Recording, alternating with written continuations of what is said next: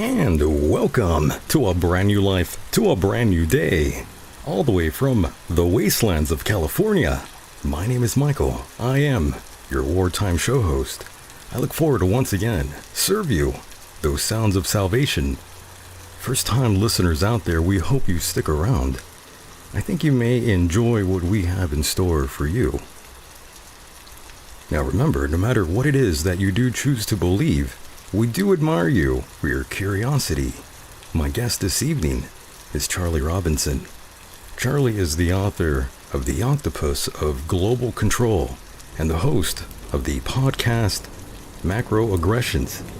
You can find the show on all popular platforms. Please put your hands together for Mr. Charlie Robinson.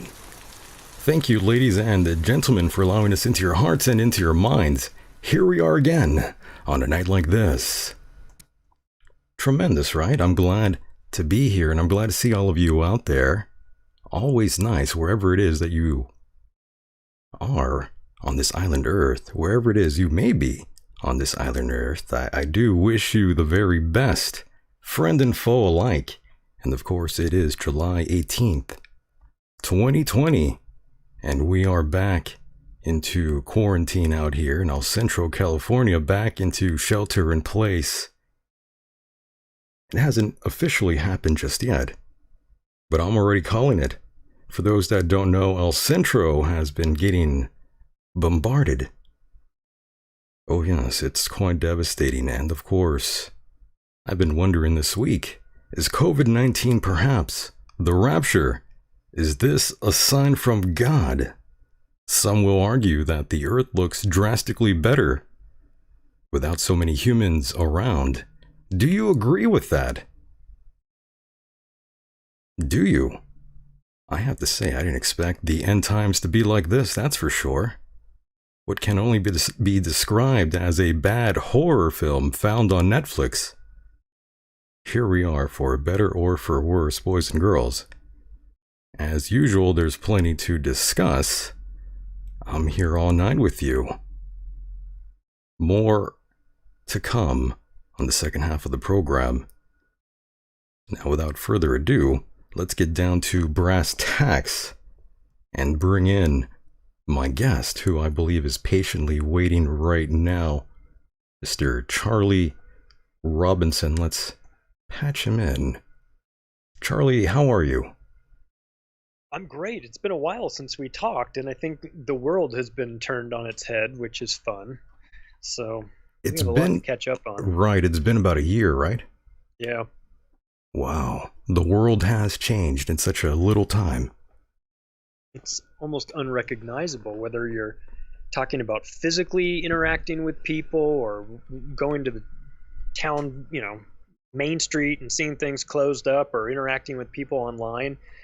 Everything's different. It's wild, and not in a good way. It's Wild West, more like. And we're only halfway there through the year. Right. It's incredible, really. And welcome back to the program. Thank you kindly for sharing some of your time with us. And how are you, Charlie? Overall, I think I'm fine, but lately I've been quite embarrassed of us as a species, and maybe more specifically as Americans. Been really disappointed with the way people have been mindlessly just consuming all of the nonsense that the media and the government is spewing out, and just blindly following these maniacs that have been caught lying to us on so many occasions. And yet I see humanity just getting in a single file line and doing what they're told, and it's kind of disgusting, and I feel sad about it, and I feel a bit dejected, but I'm trying to remain optimistic because I understand that the game's not over yet, but I've been a bit disappointed with the response from people. And how is the family, by the way? I forgot to ask. Family's fine. The family is. I was in Florida for vacation. The family's still there, and I am now back home in Colorado. So I get to get some work done by myself and talk to you late night. So it's cool. Very nice. Now, you're the author of the book, The Octopus of Global Control. I really enjoyed the book, by the way. Thank you. I tried to. I tried to infuse some dark humor into it because, frankly, the topics were a bit serious and heavy, and a lot of it is, uncovers some of these aspects of our lives, these control systems that we don't really notice. We don't really pay much attention to them, but they're there. And when you read about that stuff, it can be a bit hard to handle. So I had to find a way to lighten it up.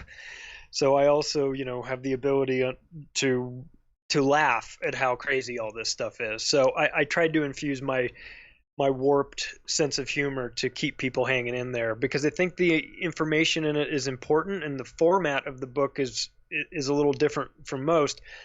I took quotes from over 500 different people that had some sort of involvement in or had an unusual or interesting opinion about some of the important events in our history, to use that to punctuate it, and so you could hear the words of guys like the Rockefellers and Rothschilds and Clintons and Bushes, but also you get a little George Carlin and Bill Hicks and Joe Rogan in there too to balance it out. So that's that was what sort of launched me on this journey, was deciding that, I didn't know how I was going to contribute to, trying to wake people up, and I didn't have a radio show or a podcast or have the ability to make movies really. And I figured, I think I could write this down. So I just set about to do that, and I'm really glad I did.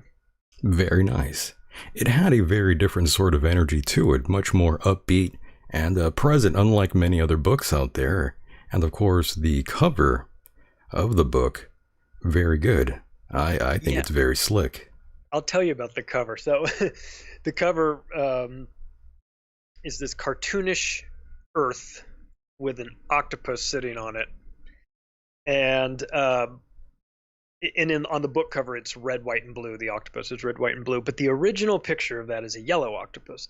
And where it comes from is the National Reconnaissance Office spy satellite that they launched. And they put logos on all of their spy satellites. And it was this big octopus, and it said, "Nothing is beyond our reach." And I thought that was just a really horrifying thought, and so I incorporated that. I used that as the cover art for it. So it's a little cartoonish, and people are like, "Oh, it's a cute octopus." I'm like, yeah, it is, but where it comes from is a very dark agency of the U.S. government that nobody even really talks about, that's doing who knows what in the skies above us. And and that spy satellite was it was their 39th one. I think they've got even more. I'll give them credit though; they make cool logos. I mean, all of them are kind of neat looking, but they're spy satellites, so they're doing something, that is probably not in our best interest up there. All those logos and patches look great, by the way. Yeah, I always thought the Apollo ones did too, and then you dig into it and try and find like all this symbology, and there's some in there. So yeah, I always like this. So anyway, I stole it. I stole it from them. You lifted it. They already know that because they're a spy agency. Don't worry, Charlie. You borrowed it. I borrowed it. No worries. And of course, Charlie, it's been a few years since the book was first initially released. Has your stance on any of the topics changed throughout this time? Oh, it's a good question. I'd have to go back and reread it and to make sure that I'm aligned with everything. But I would say that for the most part, a majority, yes. Yeah, the majority, yeah. And one of the things I did put in the book, and I say it frequently, is that I reserve the right to change my mind on some of these things, of course, if I'm presented with new or better evidence that contradicts it. Because in the end, I just want to get it right. And if I'm wrong on something, hey, I'll own up to it. Actually, there's one error in the book that God, it was such an easy one to make too, but somebody called me out on it, and they're 100% right. I mistakenly referred to Ben Franklin as being one of the presidents, and he wasn't. He was a signer on the Declaration of Independence, and he was in that whole crew, but he wasn't technically a president. So somebody already fact-checked. They got you on that, huh? Yeah. They went after you, I'm sure. I was just They were like, "How dare you?" I just emailed them right back. I'm like, "You're 100% right. I missed it." But look, in the end, with this, in this alternative media world, should always be the goal, is to get it right. Not necessarily to get it fast, or not to get so married to an idea that you're unwilling to change once you realize that it's wrong. I mean, we have to hold ourselves to really high standards, because the corporate media doesn't. They're a bunch of lunatics, but of course they project onto us that we're all of us in the alternative media are these unhinged, tinfoil hat wearing conspiracy theorists, when actually, if you look at the alternative media, we have to sort of work twice as hard for credibility, and make sure that we're all of our stuff is as buttoned up as it can be, because there's plenty of people looking to poke holes in what we're talking about. So it's really important for us to have sort of a mentality of like, I want to make sure I get all the information correct, even if it means I have to sort of own up to making a mistake. So. Right, and I was just going to ask, have you received any criticism for the book? Not that I can think of. I've gotten some criticism from my podcast, but I haven't really gotten criticism from the book that I can think of. So it's not to say that there isn't criticism of it. I just don't think anyone was so enraged that they reached out and emailed me about how horrible it was. Actually, I've been pleasantly surprised with the. Well, I take that back. I did get one bad review there we go. of the book, and it was from my wife. Oh, the wife. Well, it wasn't that she didn't like the book. It's that I didn't tell her I wrote the book. And I did it in total secrecy, and she found out when she intercepted a box that got sent to the house that had the first batch of all the books in it, and she didn't know I was writing the book, and she told me to get out of the house because I was emotionally cheating on her. I had a feeling that was going to come. So yeah, I mean, I didn't really have a plan for what emotionally to do cheating. My goodness. I tried to say, there could have been a whole lot of worse scenarios, right? Like I have a double life, a second family. Right. It is a book I wrote, and she got mad. She's warmed up to it, so I've changed her mind a little bit. Well, I think there are worse things she could have discovered about you. I'm sure. For sure, yeah, right. Of course, the book is not that bad. You better delete your browser history, by the way, Charlie. She might be catching on to you. Yep. Oh shit. That is true. Goodness, yeah. I hate to digress here, but we'll stick to the topic here. But Charlie, I mean, there's some women out there, if they catch you watching porn, it's over. They consider that cheating. Yeah. Oh, yeah. That's why I said you better delete your browser history there. Holy shit. I'm sure there are. Yeah, for sure. My goodness. Yeah, that's an argument nobody wants to have. So, Charlie, back on track here. I enjoyed, yes, I enjoy dark humor and sarcasm. It's described in your book, and of course you just told us, and this show is fueled just by that, which is why I found your book to be a breath of fresh air. Well, thank you. Yeah, and I've been told recently that I have British humor. So Brit humor. Yeah. So and of course that probably is true because I loved Monty Python and A Fish Called Wanda and Benny Hill and all that stuff. So maybe some of my childhood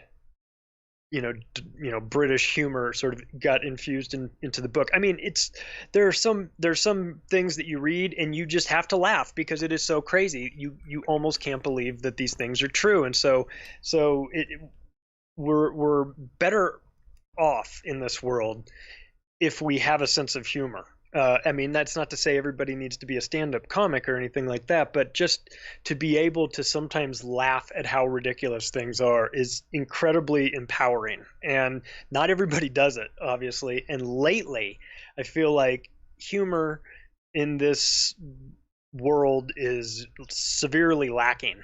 And of course. And because people are facing serious problems. Obviously, it's not it's nothing to laugh at when you've lost your job and you're not sure how you're going to eat. But so I'm not discounting that. But where we can find the humor in it, I feel like it might be healthy for us because boy, this has been the craziest year that I've ever lived through. Anyone's ever lived through this is insane. Yeah, and this is an example. I feel like sometimes I just have to laugh when the news came out and said that murder hornets were coming. I literally burst out laughing. I was like, this is what I want. Okay, give me more murder hornets in this, because now I feel like I'm living in a simulation, and I'm not really all that sad because I figure everything's going to be fine. But when they threw the murder hornets out, I was like, okay, that's 2020 for you. That's how it's going to be. So, everybody keep your sense of humor handy. That's right. If you don't have a sense of humor, you are going to have a hard life. You certainly guaranteed. will. Yeah. So anyway, I'm glad that you liked the humor in the book, Oh, I because could appreciate it, yes. I always have a little bit of uneasiness about that being misconstrued as me not taking a topic seriously. If I punctuate it with some like sort of zinger at the end, Sure. I don't want people to think that I'm discounting it, or making light of it. So sometimes I wonder how that plays with everybody. But I watch Sam Tripoli do a really good job of infusing his humor into these conspiratorial type of topics, and how people respond to that, because it's more fun and more acceptable to talk about these things if you're also kind of laughing about them too. So I feel like he's onto something with the sense of humor. I know you've got a cool dark sense of humor too. So this is also something that's sorely lacking in the like conspiratorial community, because all the topics are so serious and everybody takes them so seriously. They're afraid to be disrespectful. But when you find someone making people laugh on People are it, afraid of these everything now, but topics. people are afraid of everything now. It's difficult for a comic pre-COVID. Yeah. Oh, I had a conversation with Sam Tripoli about that as well. I said, do you ever play colleges? And he's like, oh my God, no way. There's Oh, you no can't. way I could play a college anymore. He's like, I would get yanked off the stage halfway through. He's like, I don't need that aggravation in my life. And he said, no, nobody's playing colleges anymore. They can't do it. That's a really sad indictment of like that generation, the college generation. It's like, Well, it's part of oh the my cancel God, like culture now. That's it's it's gross and ingrained weak, now. and it's not productive, and you're not preparing yourself for real life if you can like go to your safe space at your university that the chancellor set up for you so that you can go there and not have anybody hurt your feelings and everything. Like, what are we doing? You're supposed to be preparing kids for life in the real world, and that is not how you do it by giving them a safe space and letting them suck their thumb in there. It's crazy. So this is unfortunately is manifesting itself. This college, the social justice warrior, soy boy, whatever you want to call it, group is now rioting as Antifa. Amazing And it's like, time. this is the least scary terrorist organization I've ever seen in my life. Yes, nothing They to look worry like the about. last kids picked for kickball. You know what I mean? I Or agree. like, when Al Qaeda, the Al Qaeda videos that they would show with all the jihadis going across the monkey bars. I missed Like, those Antifa videos, by couldn't the have way. that criteria for joining their club. None of them could go across the monkey bars. They'd fall off. By the way, Charlie, don't you miss those days of getting those videos all the time? Those were fun. Oh man. But again, just to wrap up with the book here, will you be making another anytime soon? As a matter of fact, yes. I have a new book that we're just finishing up the last edits on, called The Controlled Demolition of the American Empire. And I wrote that with Jeff Berwick, who is the dollar vigilante and the founder of Anarchapulco. And so, yeah, that book will be coming out in a couple of weeks. It's almost done. Jeff's just finishing up the last touches, and then we're ready to send that off to the printer. So that'll be, and that book is going to be interesting because we were able to catch it before we officially, wrapped it all up, and we were able to add coronavirus stuff to it as well, Nice. Okay. so it's as fresh and as relevant as possible. So yeah, that's what's On the coming horizon. your way soon. I'll make sure you get a copy of it as soon as it's wrapped up. Oh, yeah, definitely. I would love to read that. And of course, I also wanted to mention your show. And I had a chance to listen and I enjoyed it. And I don't Oh, really thank you. I don't really listen to any shows that aren't outside of the comedy world. Few and far between. I'm quite apathetic in various departments, Charlie. Yeah, well, I'm I sure am you're too. surprised. I'm sure you're very shocked to hear that. Well, I am too. I'm with you. Love that. Well, And I'm glad you like the show. yeah, man, It's I enjoyed it. And I'll give you an example so you know I'm not lying to you. In the last show you did, you brought up some pretty interesting topics. And it reminded me so much of various individuals I've come across in my journey. And I'm referring to the episode titled How Religion is Used to Control the World. Mhm. And I'd say that's quite apropos. And would love to tag on to that by saying politics is the new religion in the 21st century, as you are well aware Yeah. of that by now. I was going to call you Oh, Mr. Robinson. oh, please don't. Yeah, that's 100% true. Yeah, and as far as the religion, talking about religion is so dangerous now. Very. So many people are very sensitive about it, and I just come at it from a place of I'm not religious. I'm that sort of dumb line. I'm spiritual but not religious. Like, listen, I'm way into mushrooms and ayahuasca and DMT and all that stuff. So I am interested in what is going on in this world, in this universe, as much as but I don't identify with the traditional religions or churches or things like that. I don't care if someone else does. It's none of my business. I don't give them a hard time, or I'm not trying to tell them that they're wrong or anything. But I acknowledge, though, that each one of those religions is a form of control. Now, it can be used in a good way. It can, help to control people and make them feel better and rise, have them rise up and feel like they're a part of a community. And all these things could be great, but it can also be used to control people in a very negative way too. So I have real questions about religion. I had Eric Gajewski on the episode before from Tradcat Night, and he has a show talking about. I mean, he's hardcore into it, way into like Catholic Yeah, he's a prophecies and things hardcore like that, like Catholic. stuff like I have no concept of this. So I would have him on, and people were like, "Whoa, like he's into some alternative stuff." I'm like, "Yeah, he is." I'm going to have all kinds of people on. We're going to talk about some different topics, and he was the guy I wanted to go to about religion because he knows more about his version of it than anybody I know. But that's an area that I'm kind of lacking in too. I'm not somebody that can be like, oh, this was in the Bible, and I don't have that sort of background. So I need to, you know, have people tell me about it. I don't know enough about religion on my own. I need to go learn from other people. Right, and of course, politics and religion go hand in hand, and they are unequivocally used to control the world. The evangelicals out there play a significant role. Let's not leave them out. As you know, we are seeing it right before our very own eyes. And it's always been that way. It's just now people are slowly beginning to see how badly things are out of sync.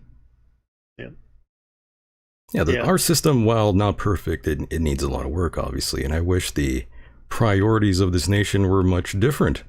I can see where the money needs to be going and not be going. But that's a whole different story.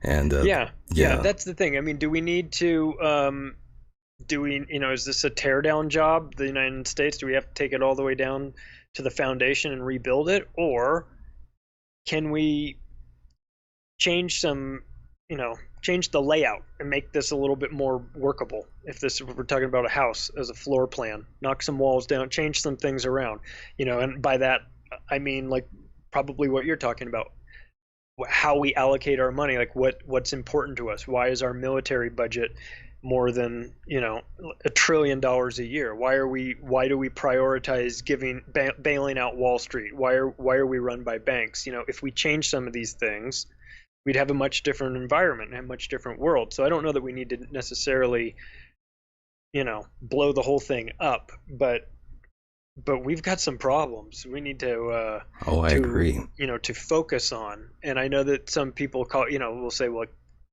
that's isolationist or nationalism or whatever sort of term people want to tag on to that. But it's like, no, it's prioritizing the United States and taking care of our own problems before we go sticking our nose in other countries' business. Now I know it's unrealistic because our war society is set up that way, but I mean, just theoretically, we don't need to be spending all this money on military. Nobody's coming to attack us. But we could certainly use that money to fix all the infrastructure in the country that's 50 years behind. That's something I was going to mention, but I'm glad you mentioned that for me there. And the economy is hanging on by a thread, and we need the proverbial Hail Mary. And the problem is we are not going to see that right now. No one is going to fix this issue. No president will be able to get this nation out of the hole that we are currently in. The damage has been dealt, my friend. Yeah. Yeah, so my background is real estate. I have worked in real estate and still currently do it. Oh, that's right. Almost 20 years. And what woke me up to this whole thing was the 2008 crash and my involvement in that, being in Las Vegas real estate and selling all these houses and watching the things go up, up, up and then crashing. And so I come at this economy thing from always from a bit of a real estate perspective. You saw it firsthand, yeah.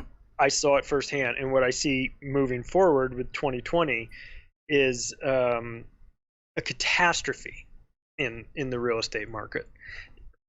Early on, I know sales are actually happening at a bit of a greater rate right now, but that's not going to last. We are about to experience a retail apocalypse with, maybe 20% of the stores closing up. Not just little ones too. Big box stores. We're already seeing that with JCPenney's, and Sears is in bankruptcy, or they were a mess before that. But Pier 1 and all these retail stores are going under, and then that has a contagion effect where it then affects everybody. It affects the people that own those buildings. It affects the other tenants in there that are counting on there being a Pier 1 in this shopping center because it attracts business to their yogurt shop. Well, when Pier 1 goes out, then there's less traffic there. So it infects everything. And so if people are talking about how, well, we'll just get past it and then things will snap back the way they were, they're delusional. Very. Because it's not happening. There's not an economy right now. And this has never happened. And so retail real estate will eventually lead to, people, not the stores are closing, so the people don't have their jobs. If they don't have their jobs, they are not going to be able to pay the mortgage on their house, so they're going to start losing their houses. That's a huge problem. And so this will infect the residential real estate component too. And I hate to sound so negative about it because I work in this industry and I live in the United States, and I don't want this to happen, but I have to be objective about it. And honest, and what I see is a real economic collapse, and it's not the kind that you can really stop at this point. So I feel like those people, the people that when in Banda Aceh tsunami 2004, the waters receded and all the people walked down to the beach and went and said, isn't this crazy? Look where the water's gone. But the people that recognized that, they said, we know what that means. And they went to higher ground. And those are the people that survived because they recognized the signs, because they had seen it before. They knew when the water comes out, it's going to come right back in with a huge wall. And I'll tell you right now, I'm headed for the hills, not the beach, because I'm seeing the same things. Amazing. And I'm glad you brought up 2008 and that financial crash that we all very much remember. And yes, it would be interesting for more people to look back in time and remember what was going on in 2008 with the economy, and the fact that some CEOs got raises while their employees got laid off. Yeah. Corporate welfare. Yeah. Amazing. And we were outraged. I mean, they did it. They didn't really, they lied to us and all that stuff. and and we let them do it, but we were outraged and swore that that would never happen again, and it just happened again. It just It just happened. happened 2 months ago. The Fed just bailed out all of Wall Street and all of the big private equity and big business, and they did it again. So, We're pretty much like, screwed either way. Whatever we do, everything has been pretty fucked. yeah, yeah, it has been, and it's a product of this bank run system that we currently live under, that has infected, Wall Street and Washington D.C., and they run the world just based on what they want, and it's never what we want. It's always what they want, and things fall apart because they're so greedy. They run things into the ground. Like this, I am convinced that the coronavirus situation is just the perfect cover for the economic collapse that was coming anyway. Now, I don't know. I'm not trying to say that Wall Street engineered it, but Sure. Wall Street was happy that it happened. I'll tell you that much, because it provides cover, because they were blowing up the economy again. This whole thing was coming down well in advance of coronavirus. And like I said, Jeff and I were writing this book about the controlled demolition of the American empire for the last year and a half. So way before coronavirus. So it didn't have anything to do with that, but it's going to be used as the cover story and the excuse, and it'll be part of the reason, of course, that the whole economy crashes. But make no mistake about it, the banks were crashing it beforehand too. And all you have to do is look at the canary in the coal mine, which is Deutsche Bank, which is a gigantic disaster. It's a huge banking fraud, and it's about to collapse. And when that happens, it's systemic. It takes them all down. And when all those banks go down, then the world goes down. And so, Right. we're watching this, and we're saying, this is what's coming. This is what's coming. This is why I'm saying, like, I feel like I'm up on the hill saying, don't go down to the beach. Don't go down to the beach, because you're about to get this. You're about to have, this 2008 economic crash all over again, but it's going to be much bigger. And I dread it, frankly. I'm not Right. excited about it. But that being said, when there are situations like this, and it might sound cynical or it might sound bad, but there are also opportunities as well. So some people will find opportunities out of this, but it's going to be bad for a lot of people. Understood. Let's back up for a moment here. From my recollection, you had a pretty normal upbringing, right? Both mom and dad were in the picture, right? Yep, mom and dad were in the picture. My dad died when I was 16. Oh my. Yeah, so that was. I'm sorry to hear that. Yeah, well, it's one of those things, but I hear you. but my mom and I are still extremely close, and yeah, I had a great childhood. Nothing to complain about there. Religious upbringing? No, not religious. My mom tried to make me go to church when I was a kid, but she wasn't really sure why she was doing that. She just kind of felt like she was supposed to, and I just wasn't into it. And so I think we went a couple times, and then that was it. That was it. That was all she wrote, yes. And Charlie, what about today? Are you religious at all today?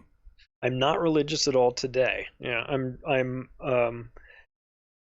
interested in how it all works, of course, but I'm not so when the last couple of years I've been a speaker in Acapulco, and when you're down there, you get the opportunity to do these ceremonies that are, ayahuasca ceremonies, DMT, peyote, and things like that. So I've done all of those down there, and that's my sort of, I don't want to say religion, but when I'm trying to figure out how it all works, I've tried a couple of those things to see what it's all about, and I enjoy it, but I'm not super religious. Just never, and really, frankly, none of my friends are either. I think I don't know if that's just a cultural thing The or what? heretic right here, ladies and gentlemen, Mr. Charlie Robinson. So let's say we were ultra religious. Earlier in the intro of the show, I mentioned, what if COVID-19 was the rapture? What if these are the end times, Charlie? Yeah. For some people, it is. Well, yeah, I guess that just means what's the definition of end times? I mean, this for some people, this is as bad. This is going to get really bad. This is bad. I don't know. I'm sure some biblical scholars can pull references to, some of the occurrences that we've seen recently with plagues and locusts and, all the stories that we've heard and try and tie it in and say, yep, this is it. This is the end. But, in a sense, it is the end. It's the end of the way it was. And it's the beginning of something rather weird, I feel like we might not be able to go back to that old way. I mean, we should. Right. We should take our masks off and say we're not participating in this nonsense, but I don't think that humanity's doing that. I think humanity is just accepting what's being offered to them, and what's being offered is this new weird version of reality. And so, in a sense, it is the rapture, I guess. Yeah, every early civilization talked about the end times. I think it's kind of like embedded into our psyche for some reason. Yeah. The fact that we're always looking into what's around the corner, what's next, how does this end? Yeah. We're all getting our black Nike high tops and putting our purple shrouds on and going off to the mothership, We are, definitely. And of course, recently we've seen statues being defaced. I've been thinking, Charlie, soon the Bible will be banned and outlawed.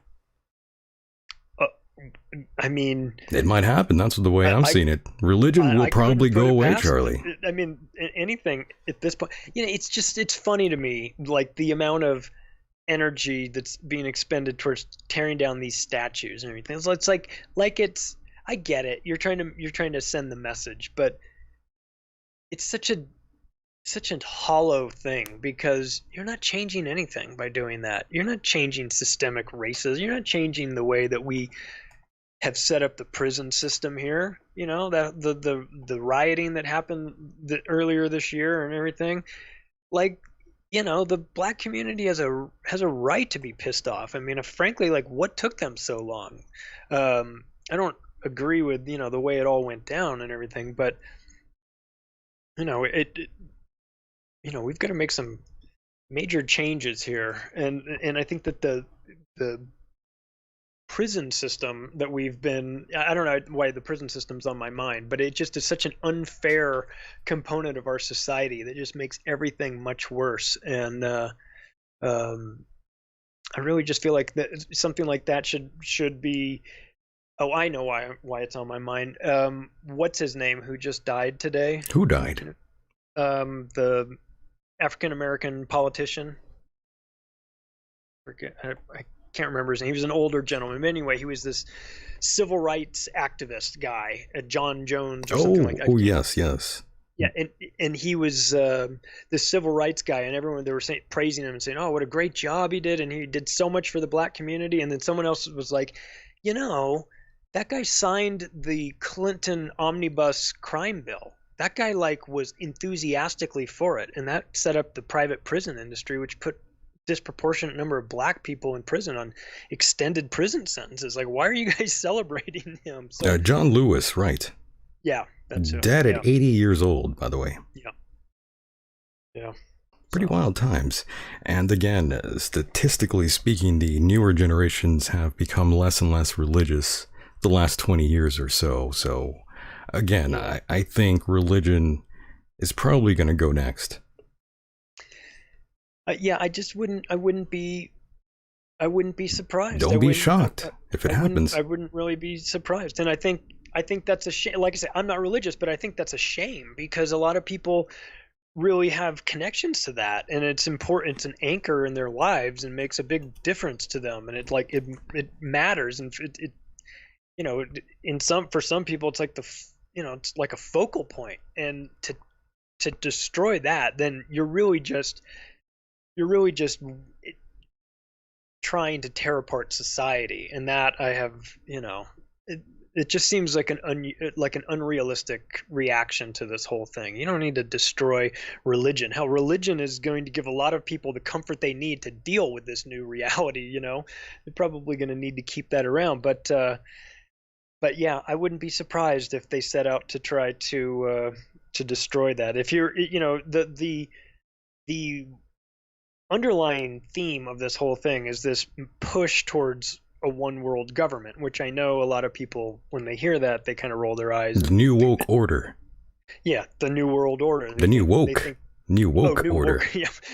Well, when you talk about the new world order, then one of the things that they talk about is this need for there to not be, to destroy religion and have it be a one world religion. So I don't know what that would look like for people, but that might be part of we this might see agenda.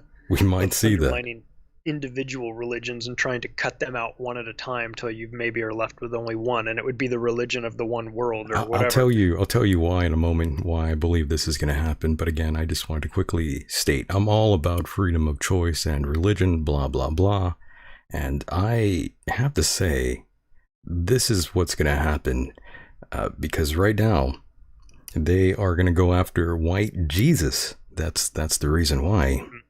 I'm not sure if you are familiar with that, but if you look at it from a biblical point of view, the biblical accuracy of Jesus not being white is out there, obviously.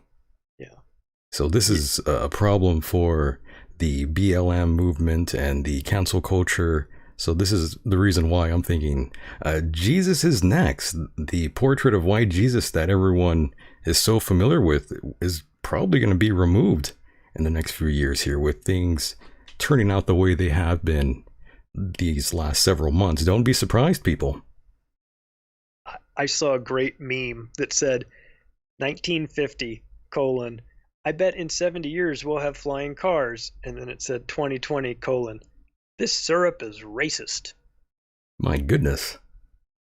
I mean, that's where we've come in 70 years. Oh, everything's racist now. Everything's racist. But I'm afraid that's going to happen now. Everything being racist. It's really incredible. But just look into it, folks. You'll see for yourself when it happens.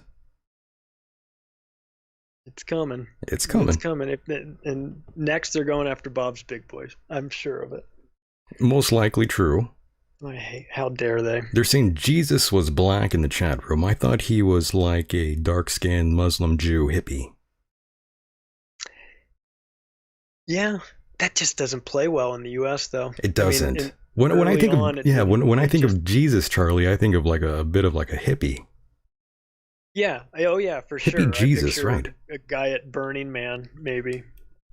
But yeah, if you're going, it's hard to have. I would imagine that it's hard to have. Let's say you're Southern gentleman in your 70s, very religious, loves Jesus.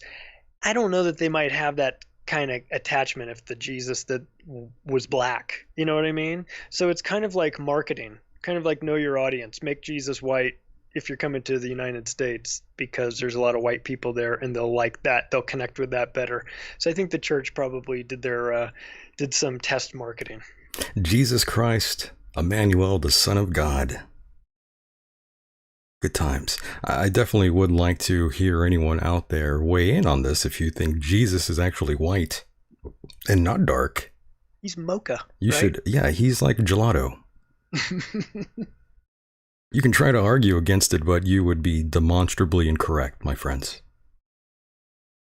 Jesus was dark. Yeah. Good times. And of course, we have Catholicism. You mentioned earlier, you brought in a very prominent guest who speaks about Catholicism, and he also has been on this program as well, and I don't think he enjoyed his stay very much. No. But that's okay. Yes.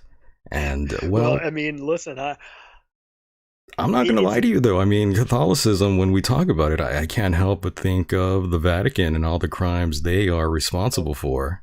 oh yeah, Promoting for sure. harm and lies, the sex trafficking of nuns, and illegally moving pedophiles around church to church. Yeah, and it's yeah, that's one that's tough for me because I don't know that if I were if I were religious and my organ is no okay, this is something that I could maybe relate to. If I'm a sports fan and my favorite sports team that I've loved forever turns out that the people running it are all a bunch of crazy pedophiles, Right. I can't root for that team anymore. You know what I'm I with mean? you on that, yes. I loved that team. I had a lot of good memories, but I can't get on board with that shit.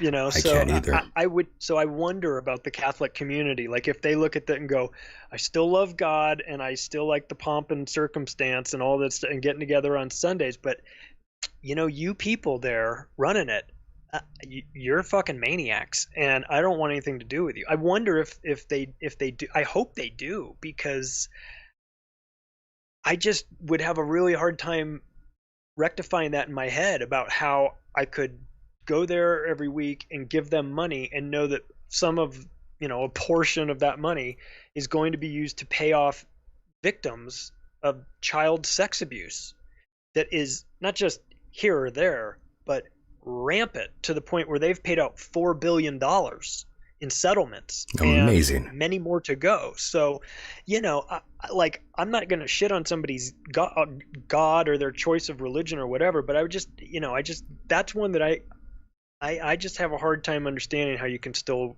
root for that team. Yes, you judge a person by their actions and look at their actions. Yeah, and Cardinal Pell, But there this you guy go. was super high ranking, third in command, I guess, getting arrested, getting charged in Australia with boys and everything. I mean, this was not, a couple, you know, loose ends, a couple, weirdos that happen to make it. Like this was a systemic problem and it still continues to be. And so it's a serious topic. And maybe, one of the interesting things of 2020 is that we're now talking about things that we weren't talking about before. Like as an example, the world now knows who Ghislaine Maxwell is, and Right. they know that she was involved in child sex trafficking and all of this with Jeffrey Epstein, and they know that there's the casual observer even knows that more than likely he was working for a spy agency as well. So at least now, even though it's a horrible, depressing operation that was running there, at least now, like in the minds of just the average American, they at least know that that's a possibility, and maybe that will help prevent it, from happening anymore because there's now an awareness of it. So it at least in this crazy world that we're starting to become more aware of the Catholic Church and all the shenanigans there. That is now known information, undeniable, and now you've got the Epstein / Ghislaine Maxwell situation. How And so, exciting, by the way. what's that? I said, how exciting, by the way, that she's behind bars, but hopefully they don't kill her. I know. I want them to extract as much information out of her as possible, but I wouldn't. I also secretly wouldn't mind if somebody took a little prison justice out on her. But We need her maybe I should. singing, though. We can't whack her right away. No, We need that actually bird probably the singing. worst thing for her would be to sit in a prison cell for the rest of her life. Um, but I don't know. Yeah, That's we need her singing, my friend. We need her to we give up do the for names sure. and that Bring video footage. That's what I want to find out. bring back Cheney's waterboarding. That's right. And of course, Richard in the chat room says, pretty sure Jesus was LGBT. He might have been. I think you're right. Yes, He might have been. I don't know. I wouldn't judge Jesus, but he was gender fluid. that's right. He didn't discriminate. He wasn't a hater. No, exactly. He wasn't a hater, that's for sure. And back to this issue with pedophilia and religion, it seems like everyone just simply turned a blind eye. Even way back then when all these issues were coming to fruition. The Jehovah's Witnesses over at the Watchtower in New York, that's their HQ, they faced a similar issue, but not like the Vatican. And it's interesting. And I was asking Eric, can you forgive these individuals, the Pope, and just everyone else that knew that they knew that these crimes were being committed, these heinous crimes? Can you forgive these individuals? And he sort of danced around that. Yeah, I can't. I can't either. I mean, maybe I should be a bigger man or whatever, but when it comes to doing these things to kids, I just, I have a different set of standards for that. I have no sympathy for them. I have no remorse. I have no problem with whatever happens to them, provided that they actually are guilty of doing it. I just don't. It's just one that I couldn't ever reconcile. Right. And we'll wrap up here with religion in a moment here, but again, I just wanted to quickly ask you, what are your thoughts on, let's say, Mormonism and Scientology? Ooh. If you even have an opinion, that is. I had a funny car ride with a guy I worked with many years ago in Las Vegas, and I asked him, I said, he was a Mormon guy, and I said, I don't know much about your religion. Will you just tell me like a little bit about it? Will you just lay out the story? I'm just curious. And so he did. He laid out this whole story, and I made a joke at the end. It was kind of a joke, but it was kind of half true. I said, oh my God, your whole religion is based on a mushroom trip.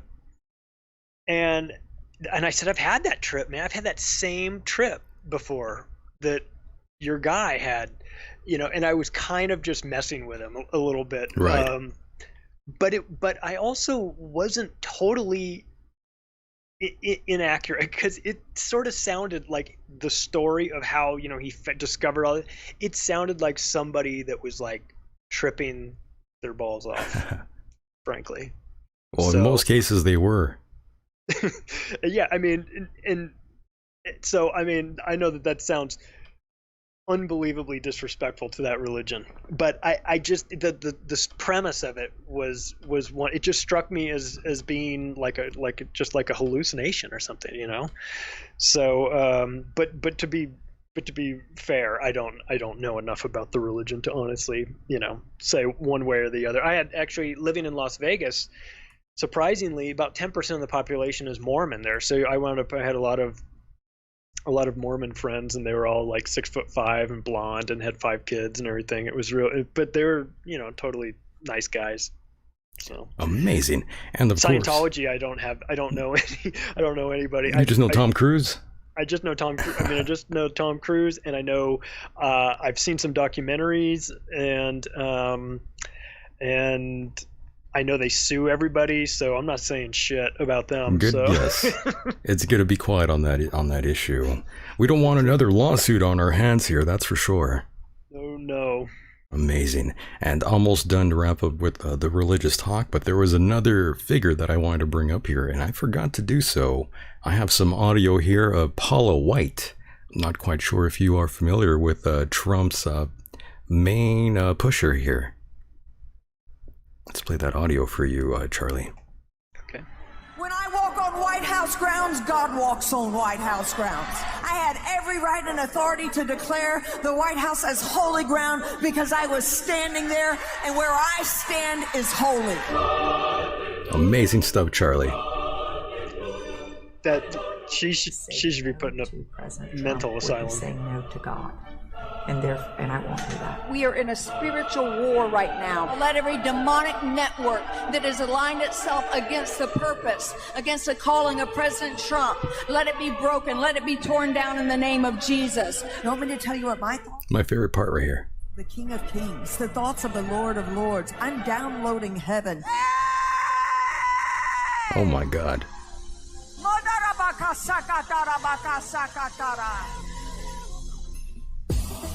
That was my favorite part there, Charlie. Wow. Speaking in tongues. That's Paula White. A little bit cute, all right? I am That is impressive. Can you believe that? And there is a segment that is going to be like, yup, I'm down with him now. That is my guy. Because she is, she's making the White House holy ground. That holy ground. Well, These people are making a lot of money, my friend. Paula White, Kenneth Copeland. Boy. These individuals are just raking it in. It's quite Kenneth amazing. Copeland guy. I'm telling you right now, I'm almost positive he's a lizard person. You think so? I'm almost positive. David Icke was right. He is as close to a lizard person as I have ever seen, and that guy is a piece of work. But I'll tell you, he's entertaining. He's got a lot of money. I bet he does. I bet he's got all the money. Put your hand on that television set. There he is. Yes, Lord. Hallelujah. He's curing COVID-19 right here, Charlie. Thank you, Lord Jesus. I feel better already. He receive your healing. Yes. Now. Say it, I take it. I take it. I have it. I have it. It's mine. It's mine. I thank you and praise you for it. Yes, Lord. And I forgive if I have aught against any. And I praise you that I'm well and whole. I praise you that I'm well and whole. Yes. According to the word of God, According to the word of God. I'm healed. Yes. And I consider not my own body. Yes. Consider not my own body. I consider not symptoms in my body. I consider not symptoms in my But body. only that which God has promised. Only that which God has. Only that what the Word has said. Only that what the Word. And by His stripes I was healed. And by His stripes I am healed now. I'm not the sick trying to get healed. I'm the healed, and the devil's trying to give me the flu. The devil. Right. Or whatever else kind of thing he's trying. Yeah. Healed and well. Yes. In the sweet name of Jesus. Jesus. Glory to God. Do you feel better, by the way, Charlie, now that you are corona-free? I kind of do. You feel better? Yeah. In a weird way, right? Wow. I feel like I want to give this guy all my money. That's how I feel every time I hear those words. You know, the Lord loves all denominations, but he prefers 50s and 100s. That's right. The Lord likes one color, and that's green. That's right. Now, there is a war on freedom of speech playing out right now. No one is calling it not the proper way. Nobody in the mainstream media has mentioned this sort of a war on freedom of speech that's going on, but it's right in front of us. And Charlie, you actually, speaking of which, you were actually removed from Twitter, if I remember correctly. What did you do, Charlie? Were you being bad? I made a comment Charlie. on somebody else's tweet. Oh, In Charlie. the middle of February. And this was, I'll have you know, this was pre-coronavirus. But I said, when are we going to throw Bill Gates into a volcano? That's all I said. That. And they kicked me off of Twitter for it. Now, I had like 950 followers, or something, you know what I mean? So it wasn't like, I wasn't like monetizing it or doing anything. You know, I wasn't. Right. But I was still pissed off because it was so stupid. You know, it was such a dumb, it was a joke. Obviously, it was, but I was inciting group violence. Group violence, huh? Yeah. You know, like every night on the news that we see group violence everywhere. But I was, you know, yeah. So Twitter did that to me. So yeah, I'm sensitive about the free speech part because it's a crappy feeling when you go in and you're no longer allowed to communicate there, and you know, and you're like, well, it's not real life and everything, and you know, but it's frustrating, and so I'm back on Twitter under a different name. You can find at Macroaggression, so that's the name of my podcast. So you can find me there, and I'm still up to my old tricks, so I'll get thrown off of there at some point, but for the time being, I enjoy, you know, watching all of the insanity. Right. And now we are at the point where we will be talking about COVID-19 before we wrap up here. And of course, from what I can gather here, you are pretty much against wearing a mask, if I can't sum it up. I'm pro-choice. Pro-choice. On this. if you want to wear a mask, wear a mask. If it makes you feel better, if you want to do that, if you've watched CNN and that's your thing, you do it. I don't want to wear a mask. So, and I don't think I'm being disrespectful to the world. I don't think I'm spreading it. I think that this is being blown into historically crazy proportions. I'm not saying it's not real. I'm just saying it's not killing people like it's the bubonic plague, or So our overreaction to it, I think, is insanity. But right, okay. That'll get you into a fight in a grocery store. Well, a gun might be pulled out on you, as we saw. Yeah. Yeah. This is where everybody's on edge. Everyone's not comfortable. They're not sleeping right. They don't know about their jobs. They don't know what their kids are going to be doing in school next year.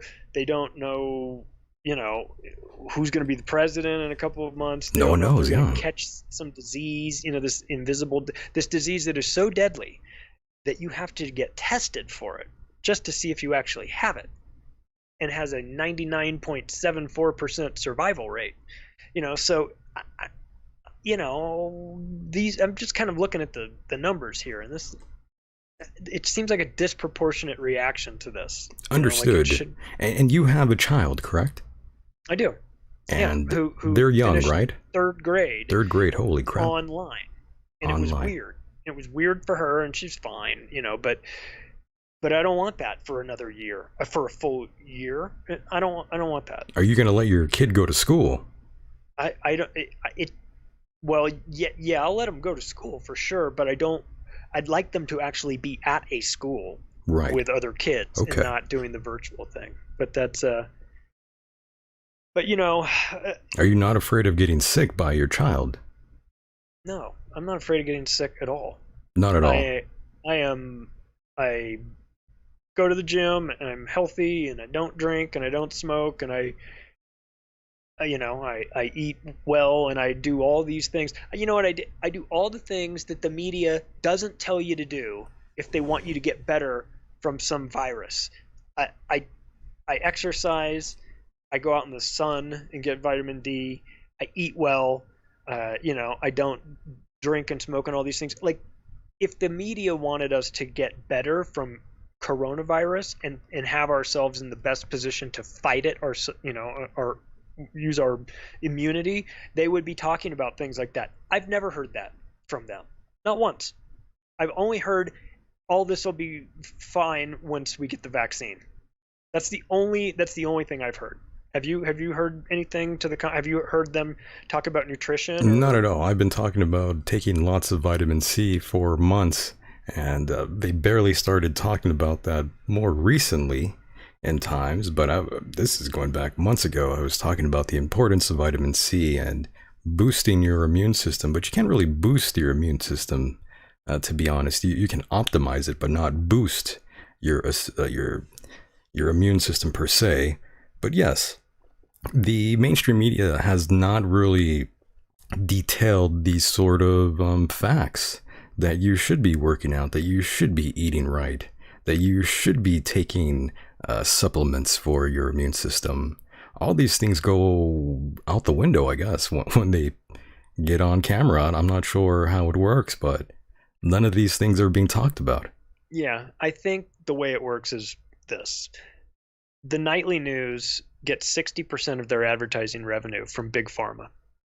So they are not in a huge hurry to tell you about all of the other ways that you can improve your health, because for them to do so might be a threat to their own advertising revenue. So that's part of the reason why. Another part is that the pharmaceutical industry has brainwashed doctors into thinking that the only cure for this is modern medicine, when in actuality there are some other things you can do, some real logical, common sense type things you can do.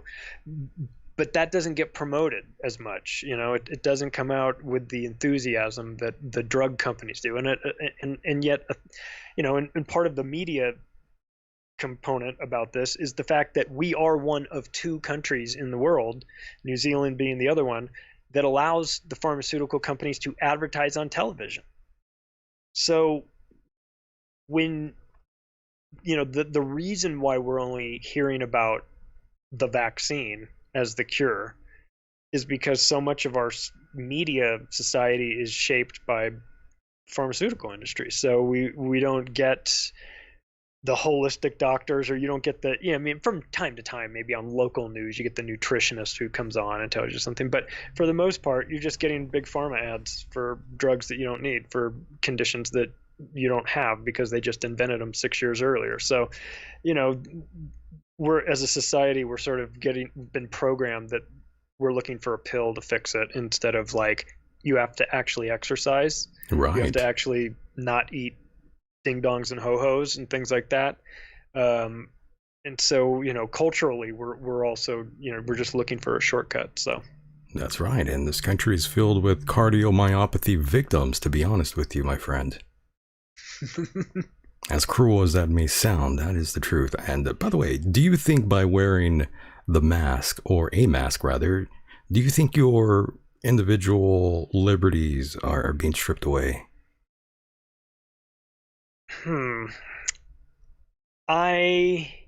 If it's mandated, then yeah, then that right there, someone telling you to wear this mask, that's a violation of my liberties. But if it's, if you voluntarily put, if you're talking about, you've got to put this mask on or else you can't get on this airplane. Right. Well, you're going to have to comply.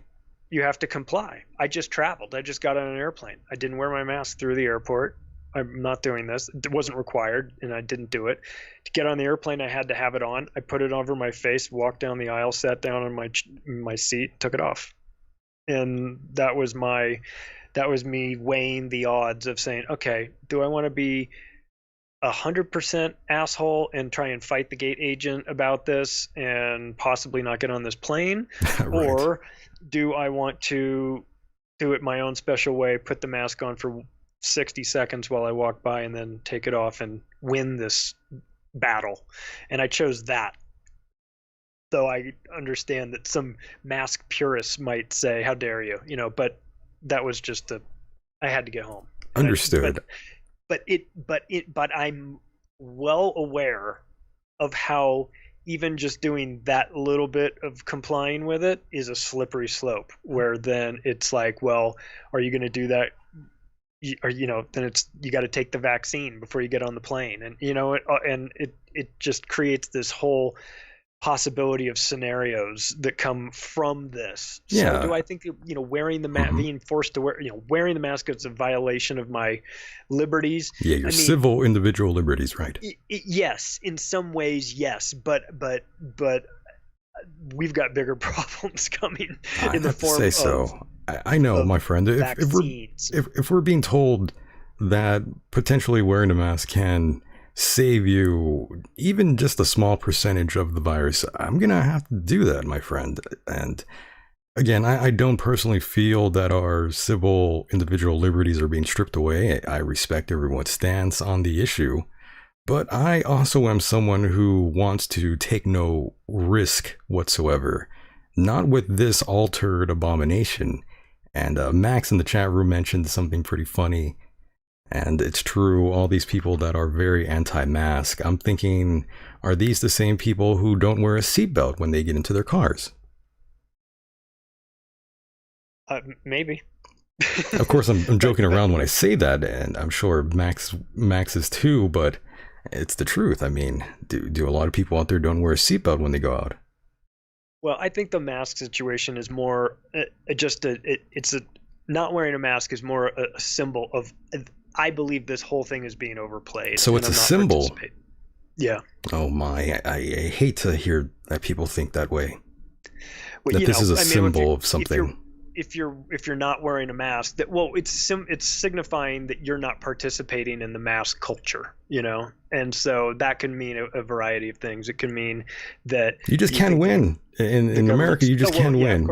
You wear a mask, you get made fun of. You don't wear a mask, you get made fun of.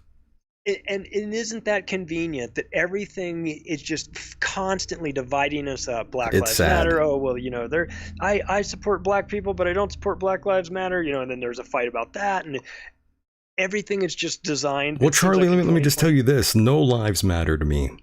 That's the way I see Well, it. at least if you do that, then everybody, then it's like, I hate you all equally, There so you go. guys can all go away. I love that. And of course, I just wanted to say for the past several months, the world has been at a standstill with COVID-19. What's happening now is completely unimaginable. And again, I personally don't know where you stand in all bases in terms of COVID-19. And I did want to get your opinion on just COVID-19 in general. A listener, a friend of the show named Max, I believe he asked me this question the other day, and I'll implement this one. This was a question for me, but I want to get your opinion on this too before I jump in here. But he believes that this was biologically altered and engineered because of its selected aggressive behavior. He further asked what or what I think, and he's asking if this was created. Do you think this was created yourself, Charlie, or do you think this is just the flu? So if the group consisting of the Bill and Melinda Gates Foundation, Johns Hopkins Medical Center, and the World Economic Forum, the three components that ran Event 201, if they weren't involved in that, I might have a different feeling about it. But because those groups that have they knew something, a long history of being involved in some nefarious things, right? Because they're involved, and they simulated an event almost exactly the way it wound up happening, I am extremely suspicious of the origins of it, and I think that they were involved in it. And I think they're involved in creating the disease in order to sell you the vaccine. I think that the vaccine is no bueno. It's going to be loaded up with chips and all kinds of experimental RNA, types of technology that hasn't been tested on humans. This is a really bad scenario. But I think that those maniacs I think that they're running this operation, and I think they're doing it. I don't think it came from a bat in a wet market. I don't buy any of that shit. Those guys have done this stuff before. They've run predictive events in advance of 9/11, in advance of the 7/7 bombing. There's always simulations simulating the events happening before they happen, and that is a telltale sign of an event being non-organic. So this has their fingerprints all over it. And I don't think a lot of people are considering that. I think they're understanding that Bill Gates is a bad guy, but I don't know if they understand how far in advance he's been involved with this stuff. Remember, Fauci said in 2017 that Donald Trump was going to have an outbreak during his presidency. That's true. That's a crazy thing to say. Yes, it seems like they knew something way in advance. Yeah.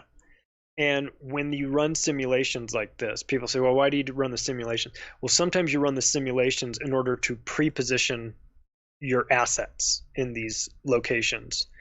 And I think that Event 201 the simulation was used to pre-position their assets through China and get it all ready so that when it kicked off, it kicked off. And I think they're responsible for it. And of course, we do have Dr. Fauci, who was talking about not wearing a mask long ago. Mm-hmm. Right now, people should not be walking. There's no reason to be walking around with a mask. When you're in the middle of an outbreak, wearing a mask might make people feel a little bit better, and it might even block a droplet. But I have to also say that this was early in the game, by the way. Mm-hmm. But then again, you have to just ask the question. And it goes back to what we were just talking about people knowing this virus is very new. No one has all the information on it, but wouldn't he be the one to know better out of everyone if you should be wearing a mask or not? Shouldn't he know after he's been involved in the game for so many years? Of course. And that's, I think, what people have, or my feeling is that what people have what's making them the craziest is that they're being told to do one thing, and then they're being told later to do the exact opposite. And they're being told that you can't protest about the lockdowns, but you can protest about Black Lives Matter. I mean, if that isn't an indicator that this is a bunch of bullshit, I don't know what is. But people aren't like looking at all of these contradictions, and if they had their story straight from the beginning and it didn't change and it was just consistent, which is what they should have done, then I think people might be a little bit more compliant. But right now, people on both sides they feel like they're getting lied to. They don't know what it's like. Well, you told us not to wear the mask. Now you're telling us that we can't do anything without it. So it's like, so which one is it, man? It can't be both. And like you said, wouldn't he know? Wouldn't he know? Shouldn't he know? He should know. He should know better. So anyway, there's just that stuff makes people insane. It makes me crazy. And so I think a lot of that is contributing to the anxiety of people. Let's play the rest of that clip. The perfect protection that people think that it is.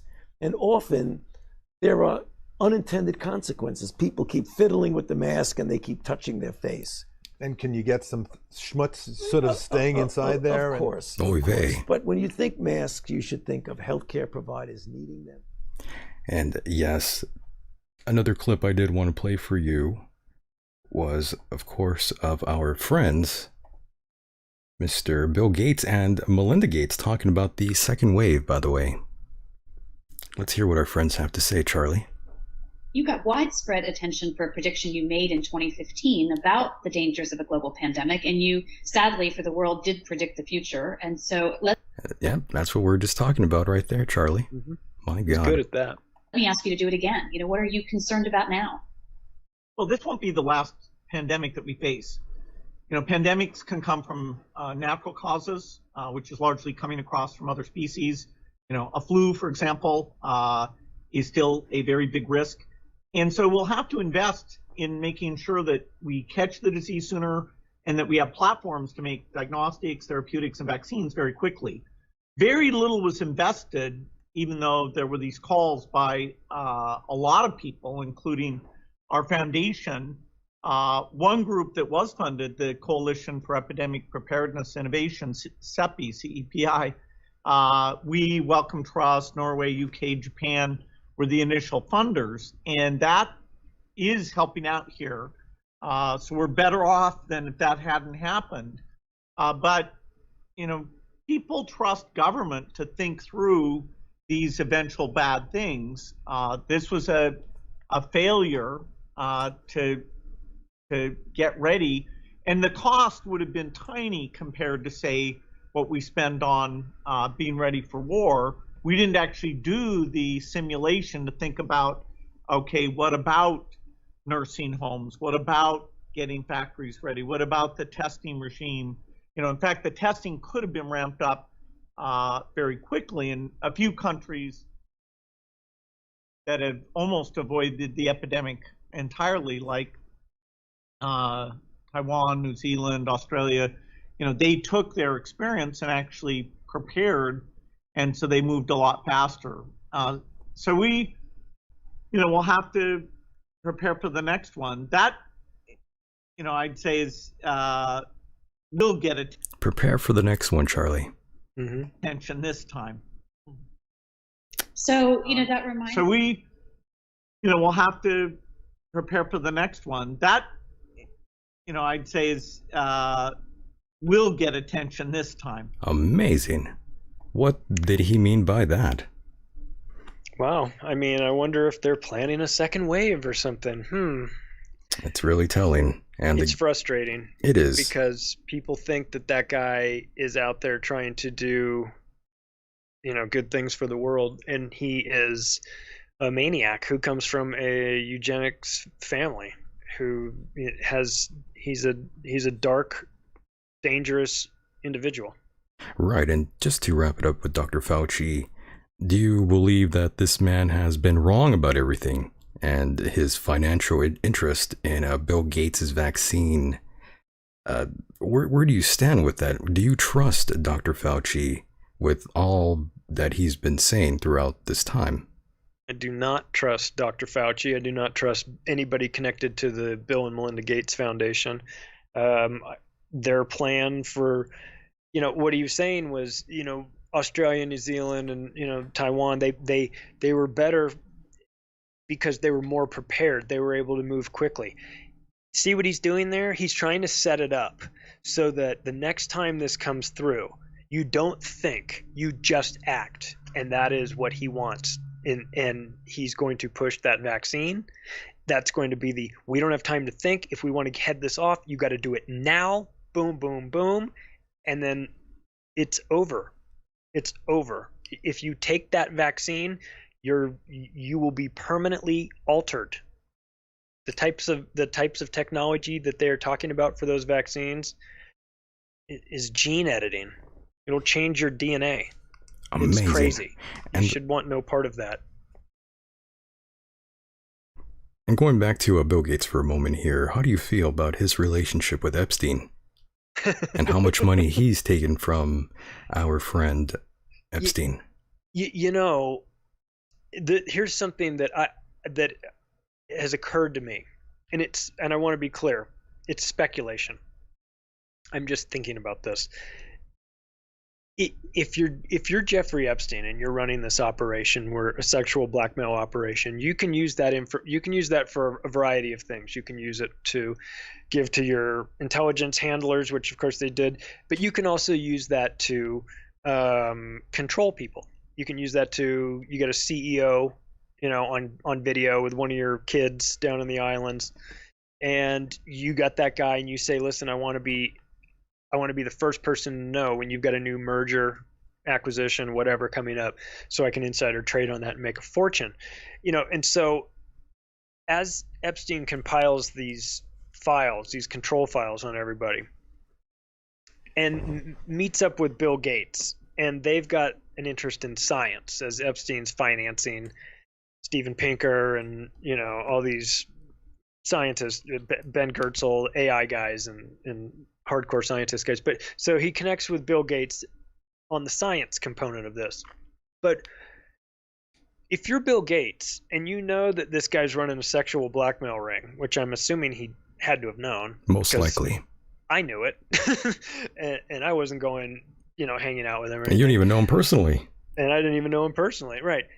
Wouldn't you, with your $100 billion fortune, pick up a copy of everything Epstein's got just to be on the safe side?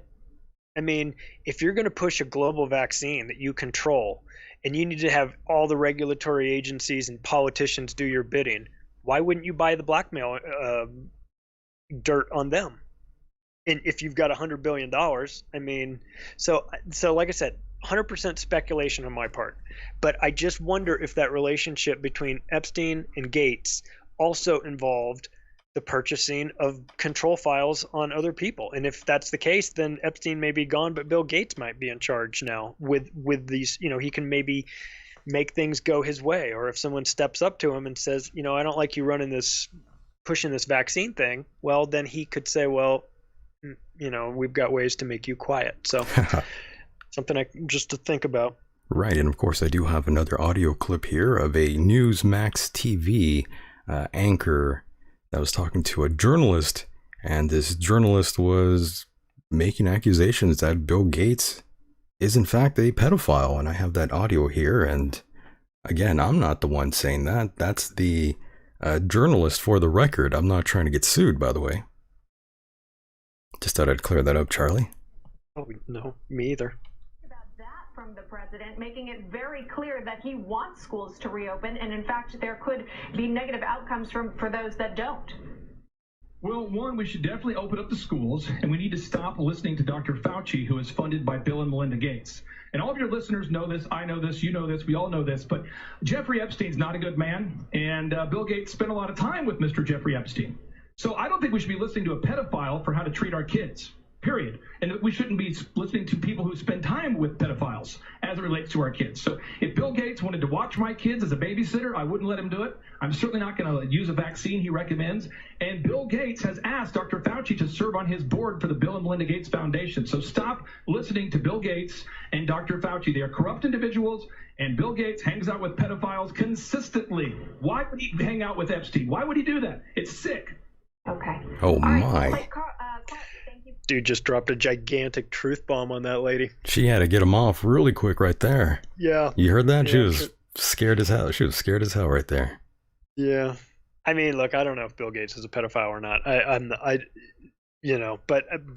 But once again, you don't want to hang out with people that are pedophiles, right? And so probably not. There's this overlap there, and so it's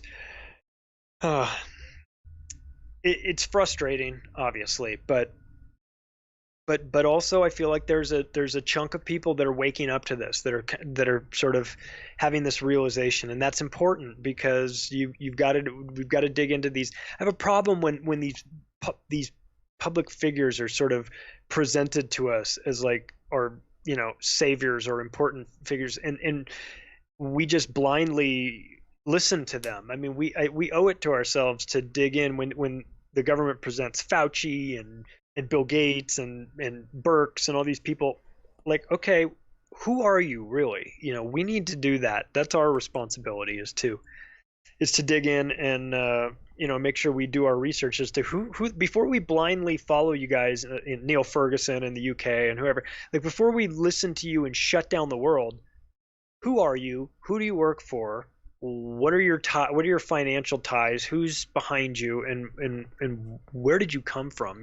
But we didn't do that with these people. And I know Fauci's been around since the AIDS situation. He's been around 80s, forever. But most people don't even really remember him from that. I don't remember him from that.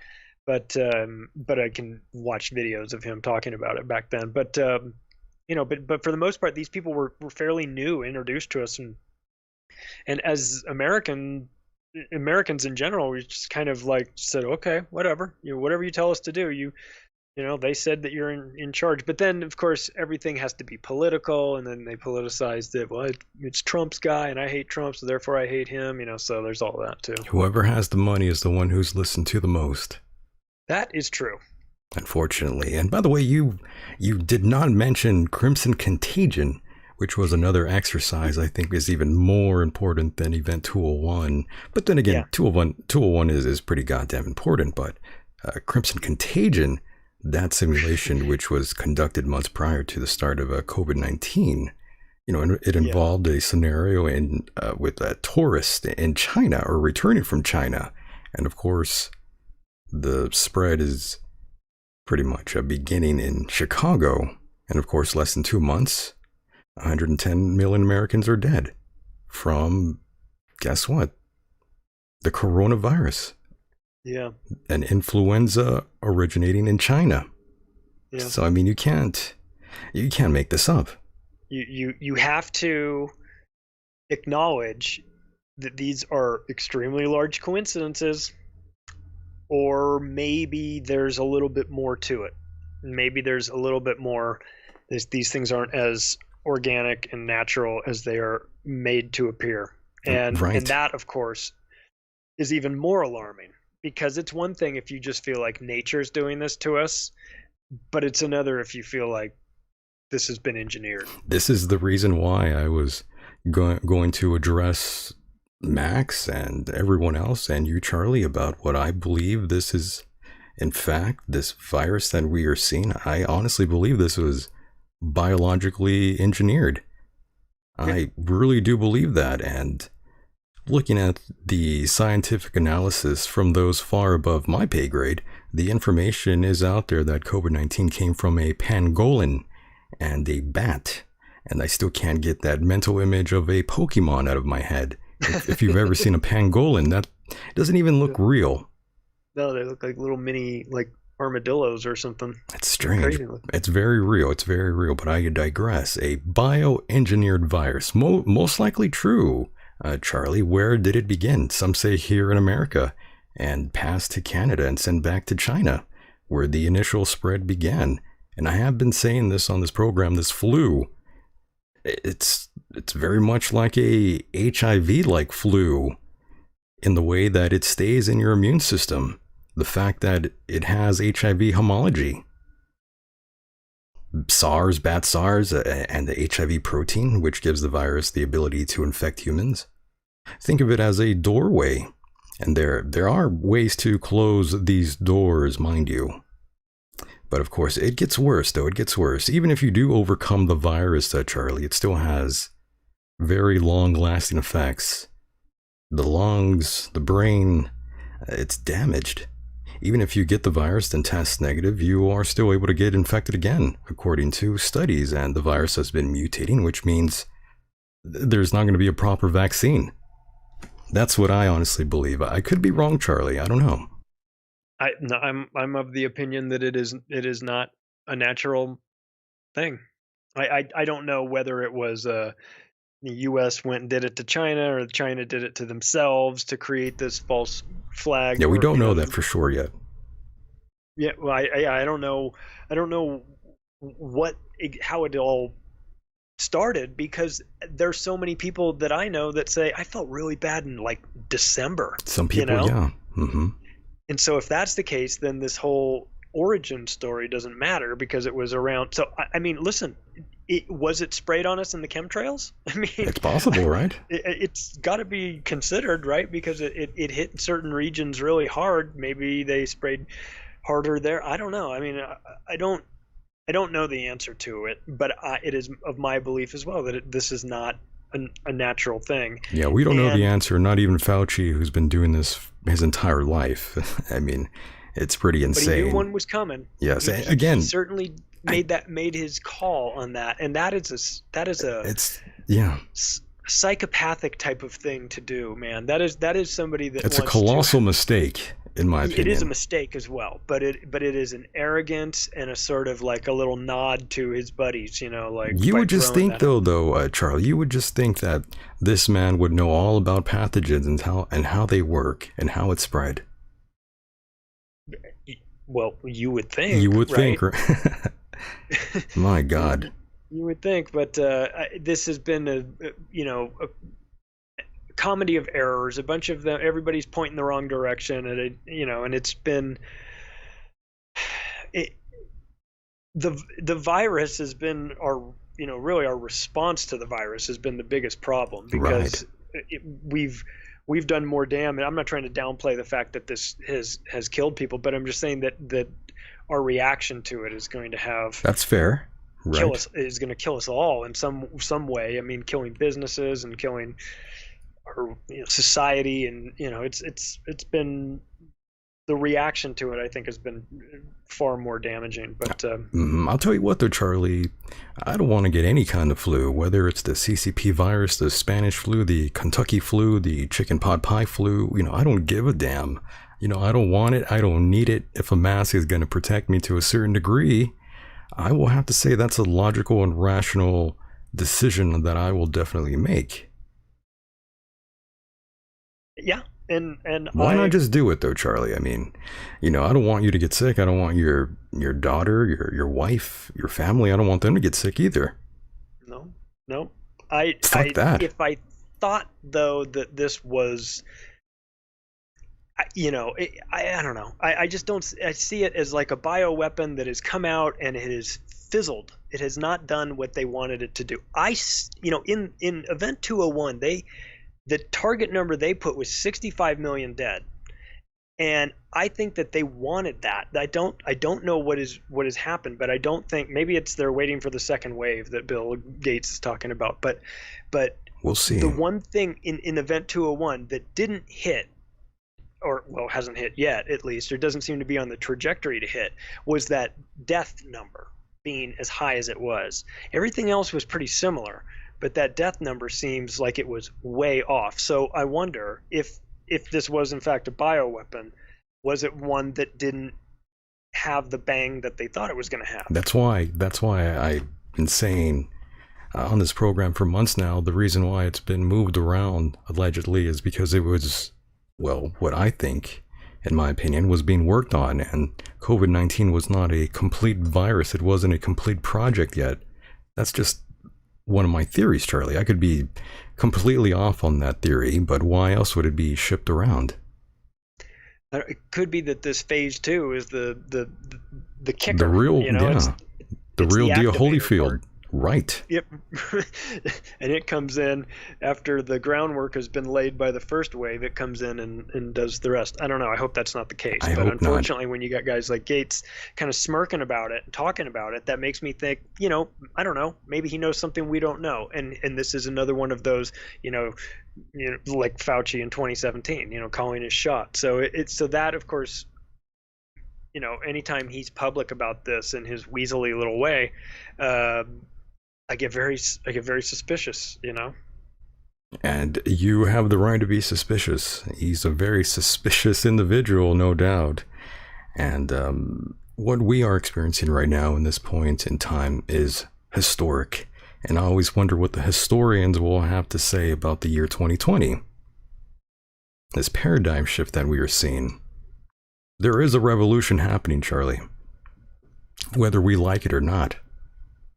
Whether we're for it or not. It's happened. Yeah, things aren't going to go back to normal.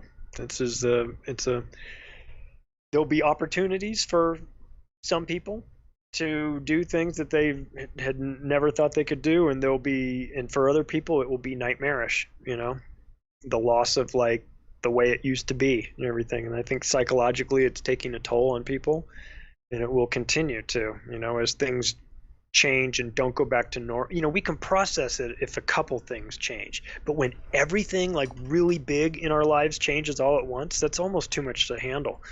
And so it's, you get financial stress and emotional stress and medical stress and all these things, and spouse stress, spousal stress. You're locked home in all day, and then you guys are fighting. So it's a lot for us to process. It's a lot for us to handle right now. I mean, you were sort of debating, is this a bioengineered thing or what? Whatever it is, it's not good. It's not good. It's thrown a monkey wrench in our whole society, and I think a lot of people are going to be having a very hard time coming to grips with that. I'm afraid so. I'm afraid we will continue to see more civil unrest across America, while both sides, every side has been brainwashed to a certain degree. I think many have unfortunately drank the proverbial Kool-Aid. Yep. Yeah. It's when you live in a time where rioting is happening like on a nightly basis right in front of the police, and half the time they're not doing anything about it, and then the other half of the time they're going full crazy maniacs and beating them with billy clubs and everything. I just feel like, okay, we live in a simulation, I can't take this anymore. I want to turn this. I want to turn this show off. I know. I'm so tired of it. But I've been tired of talking about it for months. It's been the most memorable, one of the most memorable years of my life, and I think a lot of people feel the same way. But and hopefully things get better. But we've got an election coming up in a couple of months. We sure God, do. That's gonna make people absolutely insane. So it's not. In your opinion, Charlie, how has President Trump handled the pandemic? In your opinion? I think first of all, I think he got off on the wrong start by surrounding himself with the wrong people. But that's how it goes in Washington. The wrong people are sort of everywhere, and so I don't think he did himself any favors by starting off with Fauci and them, and then and Trump has a quick trigger finger too, and you'd think he would have blown him out by now, but he hasn't, and that makes me think that maybe he's being forced to keep him there somehow. I'm not sure. How is Trump done with this situation? Not well, but I don't know who could have handled this well. I don't think anyone can. Yeah, I don't think that there's no easy solution. I'm not one of those guys that like Trump is a savior, he can do no wrong, but I'm also not like Trump invented crime either. You know what I mean? Like, Sure. like Washington D.C. was broken well before Donald Trump got there. I'm not trying to blame him for that, but I mean, I think that this cast of characters that he's got surrounding It is him. interesting, though. I'm glad you mentioned that because President Trump, his administration has had more lineup changes than a Major League Baseball team, I like to say. Yeah, he shuffled. He's got a deep bullpen, man. He's brought up but he's brought up a lot of minor league guys, and then he tries them. They play a little bit, and he cuts them. You know, so there's been chaos in there. Lots of chaos. He's the chaos president, though. I think that was his role to play in this society, is to come in and be the great, divisive figure. And when with regard to like elections and things like that, there's a lot of studies that show that the candidate that has the most energy about them is the one that wins the election. Now they don't say it has to be positive energy. It could be negative energy too, but it's just energy around them. And it is crystal clear that Donald Trump has a ton of energy around him. Everybody's talking about him. He makes some people love him. Some people want to murder him. They have so much of a vested interest in him. And yet then you look at Joe Biden, and Joe Biden's been running for president for a year, and I can't tell you one policy thing that he wants to do. Not that he would do it anyway, but except I do remember him saying nothing will fundamentally change. So he has zero energy around him. Nobody gives a shit about him one way or the other. He's just, they laugh at him when he talks because he can't string words together, and they have pity on him because he looks like he's being forced to run for president against his will. But it's undeniable that Donald Trump has the energy behind him. And so it'll be fascinating to see how it plays out. It'll be very interesting to see what goes on in the next few months coming up here. And of course, I have to say, how do you see all this playing out? Do you think we're going to be sequestered yet again with COVID-19 next year? God, I mean, I hope not, but I think we might, my friend. I think we might get locked up again. I think that I had this conversation with James Corbett, actually, it's funny you mention it, because he said to me, what if they have martial law? This was back in the middle of March. We had this conversation. What if we had martial law, or this medical martial law, lock up, quarantine everybody in your house, don't go outside or anything, and it goes on for like 2 or 3 months, and then it just magically lifts, and they say, okay, it's over now, everything's good, and you go back out about your business. He says, then he's like, in your mind you would be thinking, well, we had martial law and it wasn't all that bad. So then it's as if it's the setup for then a couple months later when they go, oh, it's back again, now we got to all go back in your house, and you're like, okay, yeah, I remember that, that's not that bad, and I'm going to go back in my house willingly. But then that time they lock you down.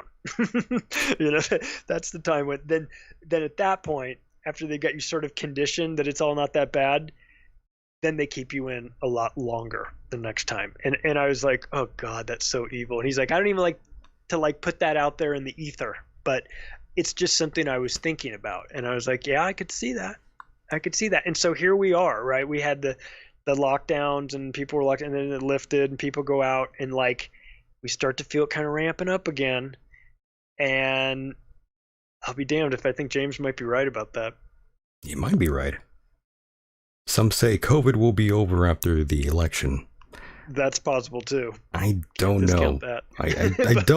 I don't exactly disagree, but I mean, I've talked to so many people telling me that this would be done by Easter. I remember people telling me it'll be done by summer, and now those people have changed their minds and say other dumb shit. But I just couldn't help but laugh. Be around forever. It works very well. I think this shit's going to be here. I think it's going to be here for well into the next 2 years, unless they create some sort of vaccine. Oh, great. But yeah, that's a whole nother issue. Life as we used to know it is not returning, I'm afraid. No. Not the way we liked it. No, and that's a shame, but it's also an opportunity for us to maybe change some things that we didn't like about the life that we had before. Like, killing ourselves at work, is no good. I get it. I've done it where, you're working insane hours, but it is, unfulfilling. And so maybe some of this, everyone was back in their home, got to know their family again. That was a Maybe wanted to positive renovate for their most. house or something, whatever. I mean, I'm trying to make some sort of positives out of this, but maybe Well, this that is a new version, positive, though. You're right. new version of reality, we could maybe have, we're going to have a bunch of things that we don't want, but maybe we can use it as an opportunity to change some of the things that we were doing wrong before that.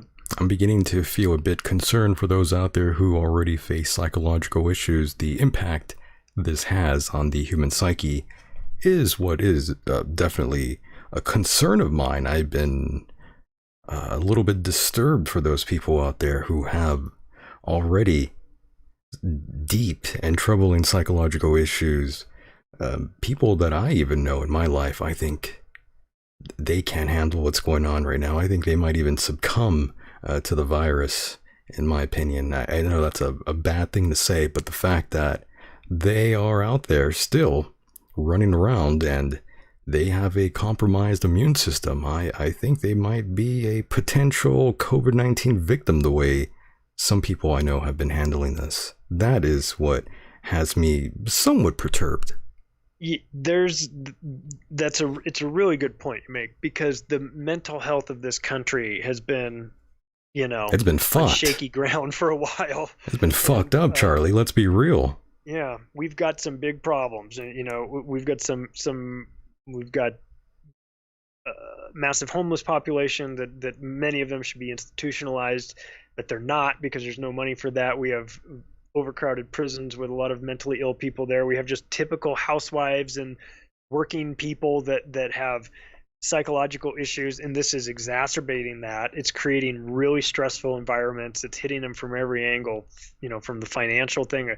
Maybe I'm not going to have my job tomorrow, to like, where are we going to live, or are we going to have food? And that can push people into alcohol and drugs and all those things, and also can trigger psychological breaks. And I think that's going to be happening. I think that there's been a lot of very unhealthy people. There's too many people on SSRI, psychological drugs and things like that. And, it's a pressure cooker, and people are, and it's the middle of summer now, and people are hot, and so it can create this environment where people just go off, and it's understandable. We're all being put under some really unusual stresses that aren't normal to us. And so for those with fragile psyches, it can be a real dangerous time. Yeah, and for the kids as well, those who were going to graduate and all this shit. I mean, I also feel bad for your kid too. I don't have any kids, but I feel bad for all the kids out there. How have you explained this pandemic to your daughter, if you don't mind me asking? We explained about how it's like the cold and how it's invisible germs that are spread, and you sometimes, if you're in proximity to it and it gets inside you, your immune system can fight it off. But in other cases, some people's immune systems aren't working properly or aren't fully functional, and sometimes they can get sick from it. And also sometimes it maybe seems like random luck of the draw a little bit too. And so, I've explained to her that that's what's happening. That's why people are wearing masks. We're not sick. We're trying to be healthy. We're trying to eat right and do the things that we know to give ourselves the best sort of chance to, not get sick. But we're trying to do that anyway, regardless of coronavirus or before this. I mean, we're still doing those things, but now it's just become more of a necessity to do some of, to eat right and to make sure you're getting sleep and make sure you're getting sun and you're exercising and things like that. So yeah, I just was very honest with her about, she's 8, and this is the situation. And so, and she of course looks to us to see what the reaction should be. And, if we put hazmat suits on, I think that would really freak her out and everything. So we're My goodness, my friend, what a mess. It is a we mess. are in. It's a weird, it's a conversation that you hope to not have to have with an 8-year-old, but I mean, No, of course not. Yeah.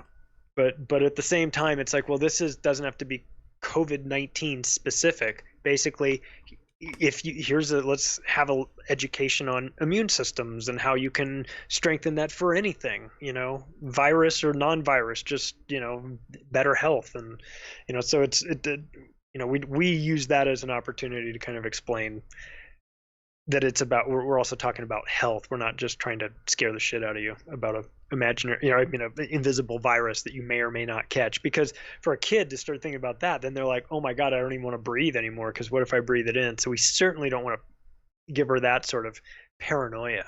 But at the same time, not be in denial and not being like, oh, nothing's happening. She'll figure it everyone out. Wearing a mask, no reason. She'll figure it out eventually. Yeah, exactly. My goodness. Well, Charlie, I must say I've had a great time talking to you here. Me too. This is fun. It's been a fun night. I've been drinking a beer, talking to you, enjoying myself. I know you don't drink, I guess. No, but I do like a nice edible. I was going to say, how do you live in Colorado and not partake in any of the amazing fruits out there? Oh, well, who said I don't partake? Amazing.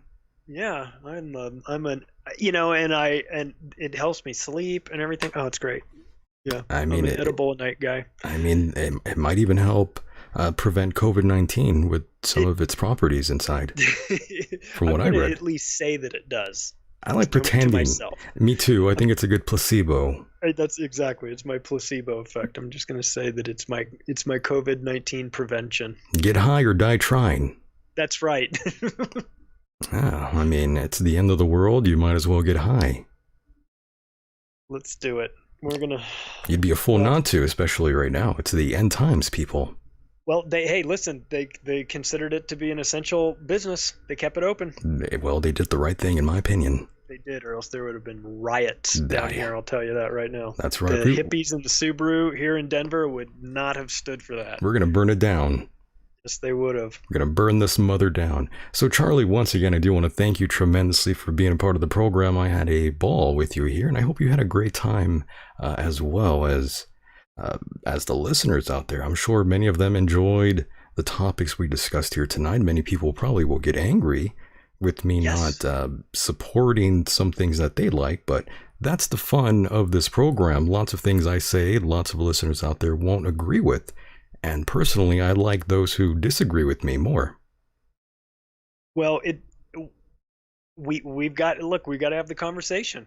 That's how we exchange ideas. If you hear a point of view that if you're the listener and you hear a point of view you've never heard of before, or something you don't agree with, maybe maybe you take that with you and you find over time, oh my gosh, I am in agreement with him, or vice versa. It makes someone think. That's the whole point of this program, to get you to think. Let's think. I don't have all the answers. God, I'm far from it. I'm trying to figure this out like everybody else, but I'm doing the best I can. I'm trying to assess this current situation given my background and what I've written about and the things that I know, and try and make some sense out of it. But do I have it all figured out? God, no, of course not. And I'm far from that. But I like that we're talking about these things, because the more we talk about it, the more it gives us ideas of how to fix them. How to adjust to this new world, or to figure out where our line in the sand is, where we say, no, I'm not doing that. I'm not going any further. I'm not allowing this to happen past this line. This is my personal line in the sand. So it's great for us to have these, to exchange these ideas, because they're super important right now. I mean, it's literally like our lives and our way of life is up for cancellation right now. So it's like, what are we going to do about it? This is a really important time in our history. So that's it's important to talk about these things, even if they make you a little bit mad, and even if they frustrate you. They certainly do to me, but I think we're better off for having the conversation. Absolutely. Once again, thank you so much for being a part of the program, Charlie. Go ahead and plug anything you'd like. The stage is yours. Go ahead. Well, my podcast is called Macro Aggressions. It's available on Apple, Spotify, iHeartRadio, and on David Icke's Iconic platform, and on YouTube as well.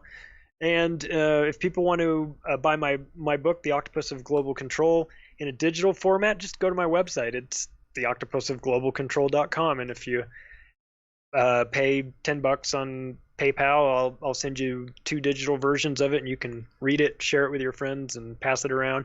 But if you're old school and you like the paperback, it's available on Amazon and Barnes & Noble. And then, like I said, I've got a new book coming out soon with Jeff Berwick that is called The Controlled Demolition of the American Empire, and that's going to be a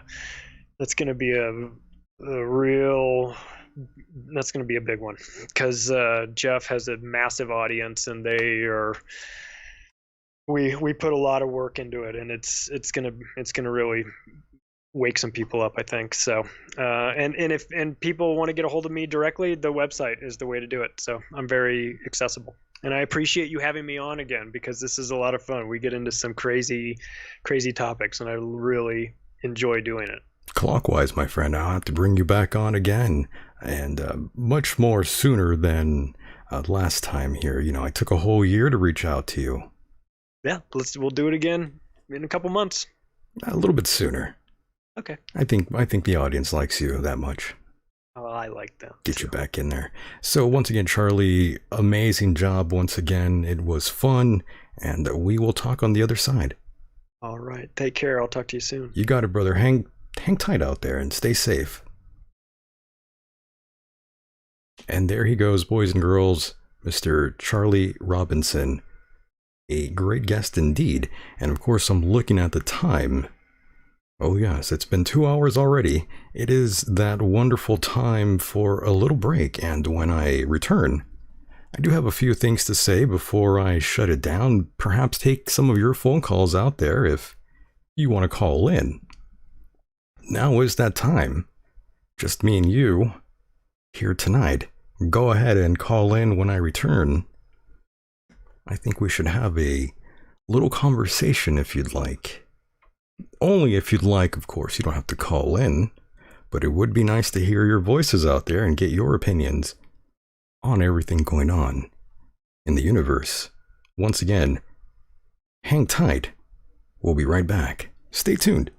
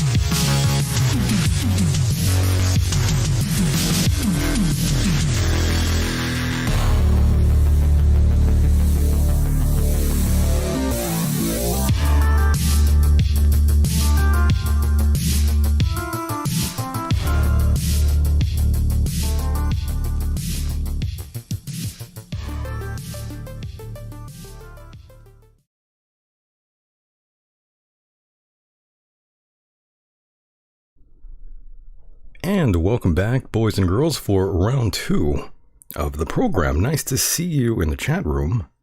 Thanks for sticking around. We've got a bit more to discuss before we just pull it down. Oh yeah. That means your calls are welcome. That number is 760-332-8965. If you are out there, please give me a call. I need to make sure this number is even working right now. So once again, you see it on your screen, 760-332-8965. That's right, that is the number. Would love to hear from you out there if you are even out there. Are you out there? Call that number. I need to find out if this thing is working. I hope it is. And of course, it is just me and you here tonight. I guess this is a bit of open lines before I shut it down, if that's what you want to call it. But yes, your phone calls are welcome, and I hope you've been enjoying the show so far. This is almost like old times. Enlightened and prepared. Someone call my name. Yes, Bacon Comments. I've been seeing you in the chat room lately, yeah. And Roman Hansen.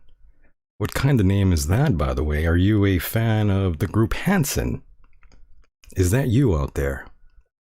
Is that what you like?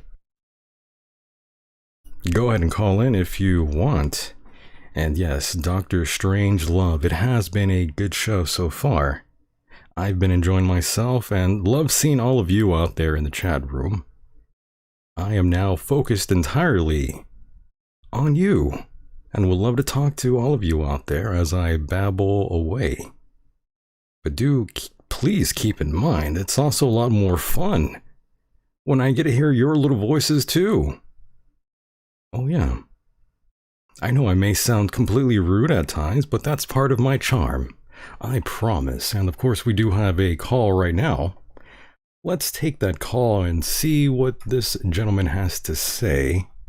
Let me bring him up here and see what this wonderful gentleman has to say. What's going on, caller? Can you hear me out there? Absolutely. How you doing? Excellent. Yeah, where are you from? Idaho. Idaho, very nice. What's going on out there in Idaho, caller? Nothing. Just dead.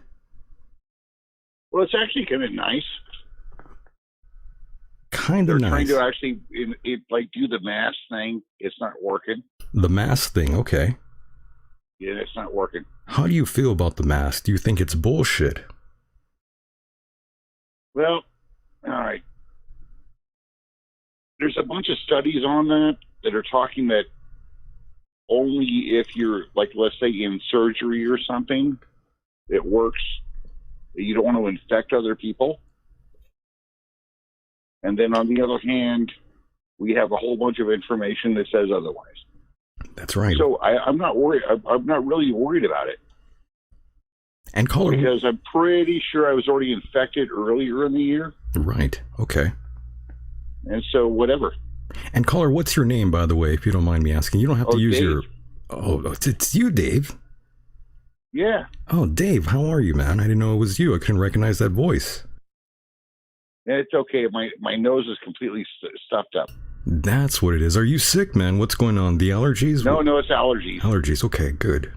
No, it's standard serious allergies during the summer here because this is a high plains desert, and then thus the pollen. Oh, the sage comes up. Right. Yeah, it's normal stuff. It's okay. Good. Okay, you had me worried there. I was thinking, oh, goddamn, he's sick. No, hell no. Everything's fine. He's got the corona. Oh, hell no. Is anyone in your family sick at all? Or anyone that you know, rather? No, it's already passed through the entire family fine. Really? The only worry I have is my parents being old, and that's about it. So I have to deal with that thing going on, which I've been doing for the past year pretty good. How old are the parents, if you don't mind me asking? Oh, they're 80s. Oh, my. Yeah, they're up there then. Oh, yeah. So anyway, very nice. Life is good. Life is good. No, actually, I get along with like everybody in my family. That's good. Which is unusual. And what about during the quarantine, your significant other? I do not have a girlfriend. I thought you were like married or something. No, I was married back in the day. Oh, okay. I was concerned. That was a horrible, horrible, horrible divorce. Oh, no. Yes, it was. One of those incidents, right? Like deception. Wow, deception.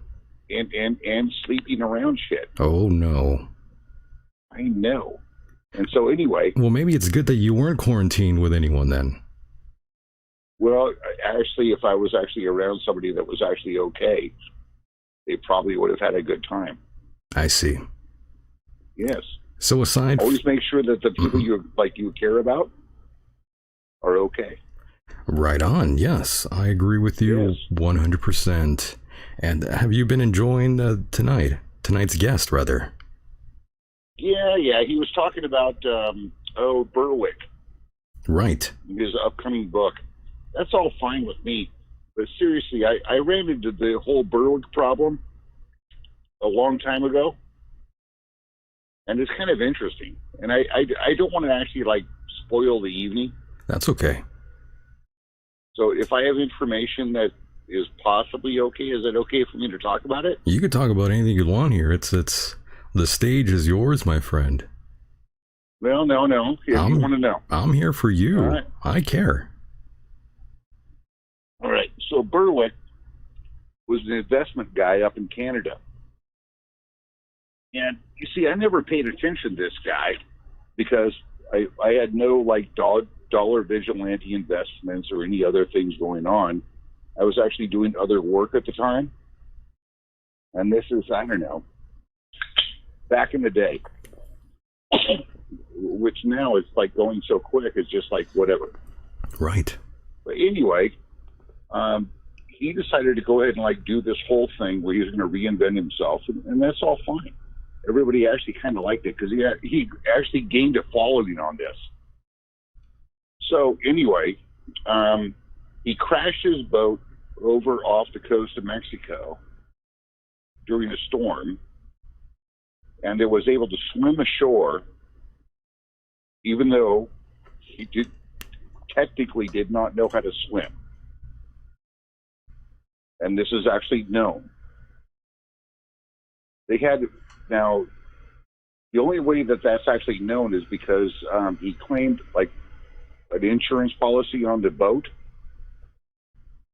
And then the insurance company went ahead and investigated it and figured out that he didn't actually know how to swim, so the story was kind of silly.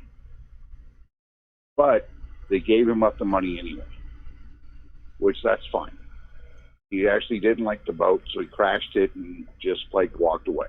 It's all good with me. How shady. However, he then went ahead and found his gal over there in Acapulco, and she is a cousin of a drug cartel boss for that area. Sounds like a good time. Well, you never know. This is just the way it goes. Now, I've been watching this for a long time. It's kind of amazing on Cult of Personality. It's just absolutely amazing. So anyway, if you step back in time, when that started, all sorts of things started happening. After that, do you know what Gulch is? I do. Okay, well, that was him and his buddy. Right. Now, do you know what they were doing before that?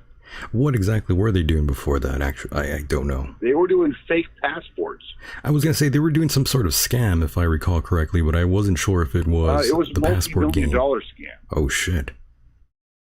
Oh, hell yeah. All right, so when they went over there to, Paraguay and nailed the woman over there, she had already processed 4,000 passports. Now, if you go back in time, which you can do the time machine, and see their website, they had already done 4,000 passports through that place at that point. because they were bragging about it. It was a multi-million-dollar operation. It was amazing. And they got away with it. So anyway, I ran into it. Now, I never paid attention to these guys, and I really don't care if somebody wants to scam other people on like passports and whatnot. But I ran into this guy that went down there to go ahead and invest in Galt's Gulch because he thought he actually wanted to move down there and like do an expat operation. He went down there and figured out, because he was an attorney, that the whole thing was an actual scam, because there was actually no property rights that they were actually giving out to anybody there. Full on. And so he then told them, like the next day, that he had figured out their scam, and so they sent some guys over there and beat the shit out of them. Yeah, that's going to happen. Yeah. You don't be stupid and obvious. That's right. You actually leave the country is probably smart. That would be the right thing to do. But yes, go ahead. And so ever since I've actually spotted these guys and what they've been up to on the scheme, I don't know. Anybody around that whole thing is suspect, because all you're doing is setting yourself up. I agree. I don't know. I'm with you on that. And what else is going on out there in Idaho currently? Anything? No, it's actually pretty nice out here. So it's nice out there. It's pretty much open. Everything's open. Some local retailers are trying to like shut people down with like face masks. Are you wearing a face mask, sir? Small businesses are putting up with it. Are you wearing a mask? Hell no. You're not wearing a mask. You're just freeballing it. Yep. I'm a free spirit. And you're able to get inside some places. Everywhere. They don't let me inside anywhere without a mask. Well, you see, that's why you travel. They don't want me anywhere. They say you got to wear a mask. I mean, I was even refused I have some friends from fast food. The Bay Area that came up here to go do a road trip 3 weeks ago. They toured the whole area, like around Idaho, did the whole mountain thing, and they were amazed. Wow. And this is Idaho, okay. Yeah, it's okay. Right on, okay. We don't care about being a red state, because now we're in the red because we have over 10%. Who cares? Because it's just a matter of how you measure it. The whole measuring scheme that they have going on, I had to call over to the health department and talk to them. Right. And see what they were actually doing, because I don't believe on the antibody theory. Because the antibody theory could mean that your antibodies are going to actually click for any, like coronavirus, which is the same antibody. So you could have the common cold, flu, or a flu shot, and you'll have the same antibodies for about 3 months. So anybody in that range will get it. Yeah, they're saying the coronavirus antibodies fading fast. So, well, yeah, because your body has to actually clear the antibodies out of itself. Now think about it, just like logically. Like, let's say you have a virus that's some virus from something like a bug bit you or something. And your body reacts to it and then, like, makes antibodies. Now, if your body doesn't clear those antibodies out over time, then you would just always have a constant buildup of any type of virus that would ever occur over time. So eventually your bloodstream would literally have more like antibodies in it than like blood cells. Right. Several studies. So it has to have its own filtering system. Of course, we have amazing bodies that we have. Just amazing. Yeah, the human body does not retain the antibodies that build up during infections. So no, there won't be has to go away. there won't be no lasting immunity to COVID-19. No, that's just it. That's why you just have like topical. Yeah, it's amazing what's going on right now, and some people are denying that this is actually happening. No, there was a second flu, and seriously, we have a normal flu that kills a bunch of people, and then we have the second flu, and the second flu was just something that somebody pulled off on purpose. And by the way, do that you was think not an accident? Right? Do you think this was bioengineered? Well, some of the RNA. All right. So if you talk to the guys that do the RNA testing, if you actually bother to call them and like talk to the guy that immunologist people. Sorry, that was a tough one to get out. It is a hard one. Horrible word. It is. Like, okay, Joker people. That would be an easier word. So anyway, the immunologists, as they are, if you talk to them, they say, like, listen, when we do the RNA test, because they had to come back and like do the retest on the RNA test itself, they're saying that this RNA is completely different than all other flus. Nothing else. No other coronavirus is actually matching this thing. And so it had to have been something weird. Very, very weird, no doubt. Yeah, well, if it's not weird, it's just it has to be man-made. Somebody actually screwed around. I'm afraid so. That's the only indication I have when I think about COVID-19 and the way it's been. But otherwise, where's Mike tonight? I was actually going to answer that a little later here. What is he up to? Well, again, let me answer that as we go on here. I'll specifically address that, but yes, I do want to thank you for calling in. Anyway, also, Mike should actually get some like artwork. What was that? Go ahead. I didn't hear you. Yeah. No, Mike should actually get some custom artwork. He should get some custom artwork, or he should make custom artwork? He should make some custom artwork for people that are actually like listeners. That would be an idea. Yes.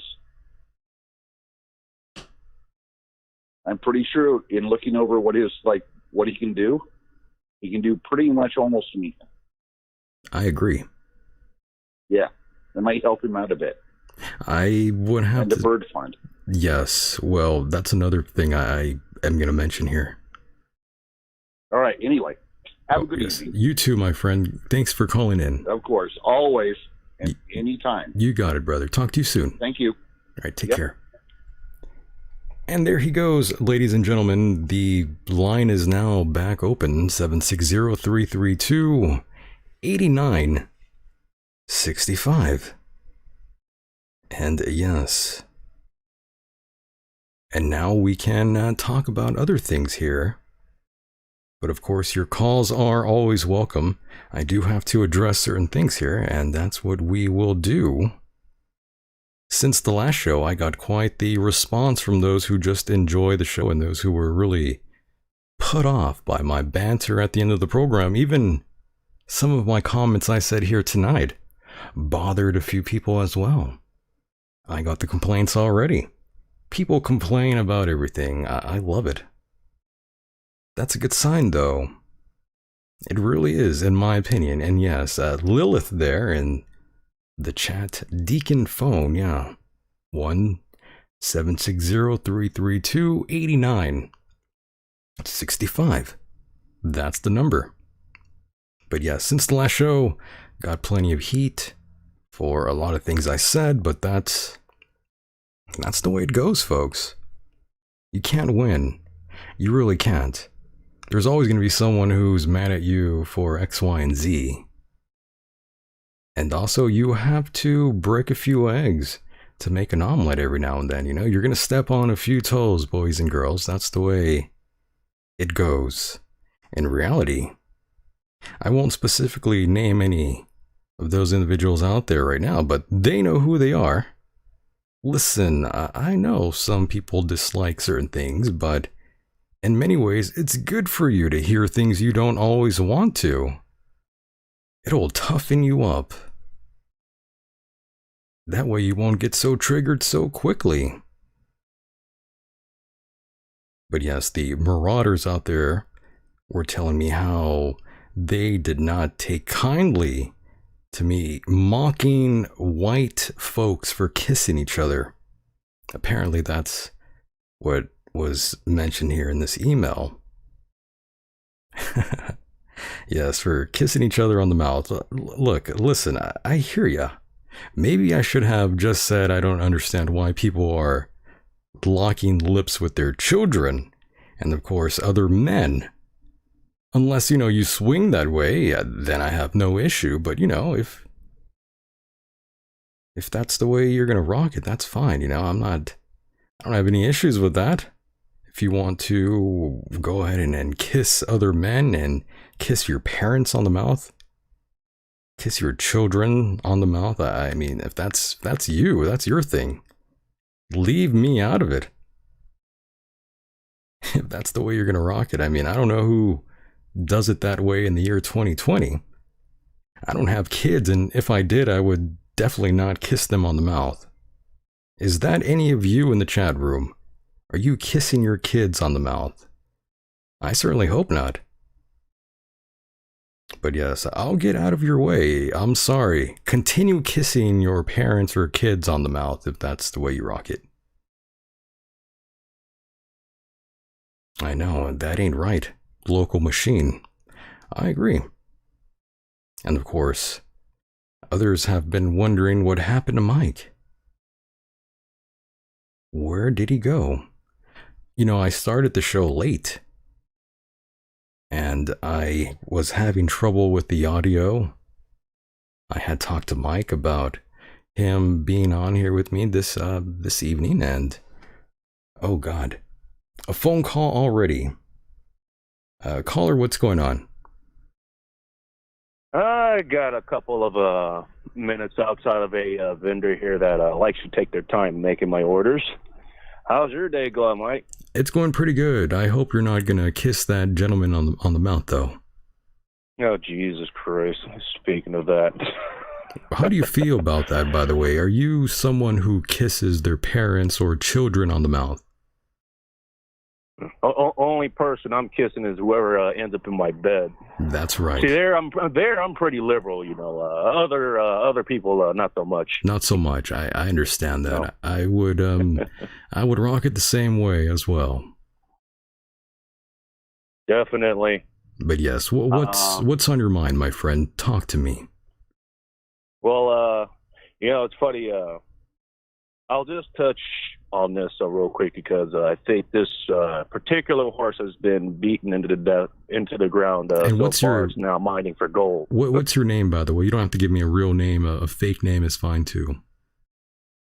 This is Bacon. Bacon okay. of Bacon Comments. Oh, very nice. Thanks for calling in. I was hoping you'd call in. Yeah, I'm glad I got the chance to. I don't know if you remember that. I first heard of your program when. Phil of Big Angry Phil. Big Angry Phil? He announced he was going to be on your show. Yeah. So that means you're a Tom Likas listener. I am. Amazing. That's how I got into a whole lot of this stuff. Through his program, through GaryDeal.com, and then just a whole bunch of other places. And did you know that Tom? Did you know that Tom has me blocked on Twitter? Really? And he's someone that I consider sort of like someone I looked up to, in a way.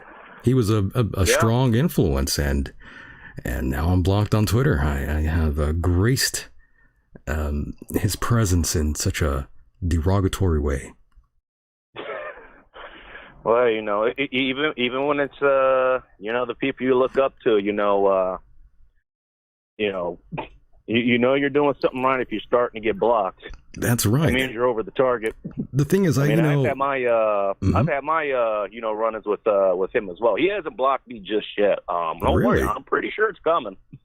All I was gonna say is, I know the old saying is don't meet like your heroes or people you look up to, but to be honest with you, I've met plenty of people that I respect and sort of like look up to in a way, and all of them have been like extremely nice to me. Just very flattering, some of them as well. Some of the things that I've talked to, some of the people that I've idolized have even almost become like fans of the show. As weird as that sounds, yeah. I mean, it's baffling to me. That's the only reason why I bring it up. I've had the same experience as well. He did back when he was actually doing a live show, he was doing dinners as kind of a fundraiser. Right, not the dinner. Just cheap dinners. These are like $400. I actually did meet him at the one he did up here in Seattle. Oh, you were there? Yeah.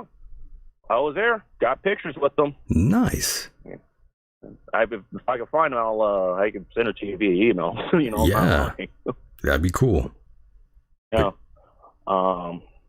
Yeah, that's one thing that I've had to learn. Like sometimes you end up outgrowing the people you look up to. I mean, that's bittersweet, but that it is what it is. It is, and it's whatever. I'm not angry or upset with him. That's his decision. He's free to do whatever he wants. I'm not at all offended. Fair enough. And if anybody's wondering, if you follow me on, Instagram or Twitter or whatever, I'll have disagreements with you, but it's real hard for me to actually block it. You have to be completely born for me to do that. I mean, disagree with me all you want. Matter of fact, I kind of expect it. And yes, Enlightened and Preparing is asking, who is the caller? This is Bacon of the goddamnbacon.com. He should know. He was just talking to you, I think. Now Roman's saying I'm like that drunk. Funny enough, I'm the most confusing person here. I'm completely sober. You're completely sober. Why? Well, I do drive for a living. So it's that's the what end I'm of the doing right now. It's the end of the world, my friend. You shouldn't be sober. Hey, don't tempt me. I got truck bourbon right now. I'm drinking right now. What are you drinking? I'm drinking a Space Dust. Space Dust? IPA. That's an Elysian. That's the staple up here, Elysian Brewing. You can find that anywhere these days. Yeah, I can imagine. Yeah, I think they've pretty much gone nationwide now. Yeah, it's pretty good beer, though, to be honest. Oh, I got a question since you brought it up. Have you tried Minzum's Red? That I haven't, to be honest. It's named after the radio program up here called the Men's Room. They're online too. If you look from on radio.com, you can listen to it. If you're not in the Puget Sound area, I was gonna say that's from like a show, right? Yeah, the Men's Room. Yeah, someone about a week ago or two mentioned something about that. Robin Will says, "I can tell you're drinking Decon Sexy Man." You've been getting a lot of love in the chat lately. I've been pouring some sugar on the chat, that's why. That certainly helps. Pouring some sugar all over you motherfuckers, that's for sure. That's right. Oh boy. So what else is going on out there in Idaho? Are you how are the women treating you out there? That's the real important question here. Oh jeez. What's going on there? Nothing in the bullpen. Part, unless you're in certain areas, you don't want to deal with the women that are out here. I mean, oh shit. Seattle winning. Oh. This is the area that had the autonomous zone. Remember? I do. Which I remember. Not only did I have to pull orders and stuff out of there, I actually found that protest comms after one of the little protests had me. I had to actually turn around. Wow. Of which I had not done since. I mercilessly mocked them once I found their protest, their communications hashtags. Had them actually trying to find me, just taking pictures inside of their borders. Say, oh, he's over there. He's on the 12th of Pine. Little they know I took that 45 minutes ago. Nice. Oh God, that was fun while it lasted. I mean, but as far as Seattle is concerned, it's pretty much calmed down. Portland, a whole other story. They're still trying to burn buildings down. They're going crazy out there. Troops. Oh yeah. Kind of tempted to drive down there to go, pop some popcorn, just watch the show. I don't blame you for that. I mean, these are the end times, as I was saying earlier, and throughout the program. Could COVID-19 be rapture for some of these folks? I don't know. Could be. Is this a sign of... This year's had it all. Is this a sign from God? No, you know what the sign was? You guys mentioned it on the show earlier. It was the murder hornets. That was a sign for me, man. Once we got the murder hornets showing up, okay, all hell's broken loose. That's when shit got real, huh? Oh, yeah. Amazing. Well, only here could that happen. Well, my friend, I have to say, it's been quite the year so far. 2020. We're barely halfway through it, too. I know, there's so much. There's so much. Oh, man. What's next, though? Speaking of the whole COVID thing. Go ahead. I I had actually, well, I don't know if you heard this. This is a pinned, I think at least one of these is a pinned tweet on my Instagram, or not Instagram. Instagram at the goddamn bacon, by the way. Twitter handle, I think I follow you on there, that bacon comments. I believe you do. I actually did a show because I had heard, what was it? I don't remember exactly which official this is. I think it was in Cook County. But essentially, as far as Rona go, not saying it isn't real, it certainly is. But what this lady said kind of confirmed what we have been joking about this whole time. Woman drives off cliff, dies of coronavirus. Right. Old man hit with grand piano falling out of a 7-story building, dies of coronavirus. Had COVID. And this lady pretty much confirmed it. Said it basically every death, if you had some positive test, they counted it as a Rona death. Yeah, it's pretty remarkable what's going on. Oh yeah. I agree, man. This is strange. Even with everything I've talked about here tonight, I still do admit that things are a little odd. Even with the testing and how things are being accounted for, the deaths that we are seeing, and again, the recovery rate, something that isn't really being heavily talked about in the mainstream world. Oh no, they're not talking about that. They're not talking about a lot of the tests that being false positives too, by the way. I don't remember exactly. I know it has it's a kind of a retrovirus like the HIV one, like you guys were talking about. Why it has the effects that it does. That's why it stays in the system. The flu as well. Yeah, it's insane, man. Again, it is very. Who would have predicted that any of this was going to happen? And you said, I think either you or Charlie said, you have parents that are in their 80s said they've never seen anything like this. Yeah. I've confirmed it with my own folks, with a whole lot of other people. Nobody has seen anything like this before. I mean, nobody. You're right. Everything's still new. Crazy things, man. Yeah, but everything's still very new. We are learning something every day. Of course, some people are gonna. Yeah, of course, some people are gonna be wrong with some of their information. You should expect that when this is an entirely new virus.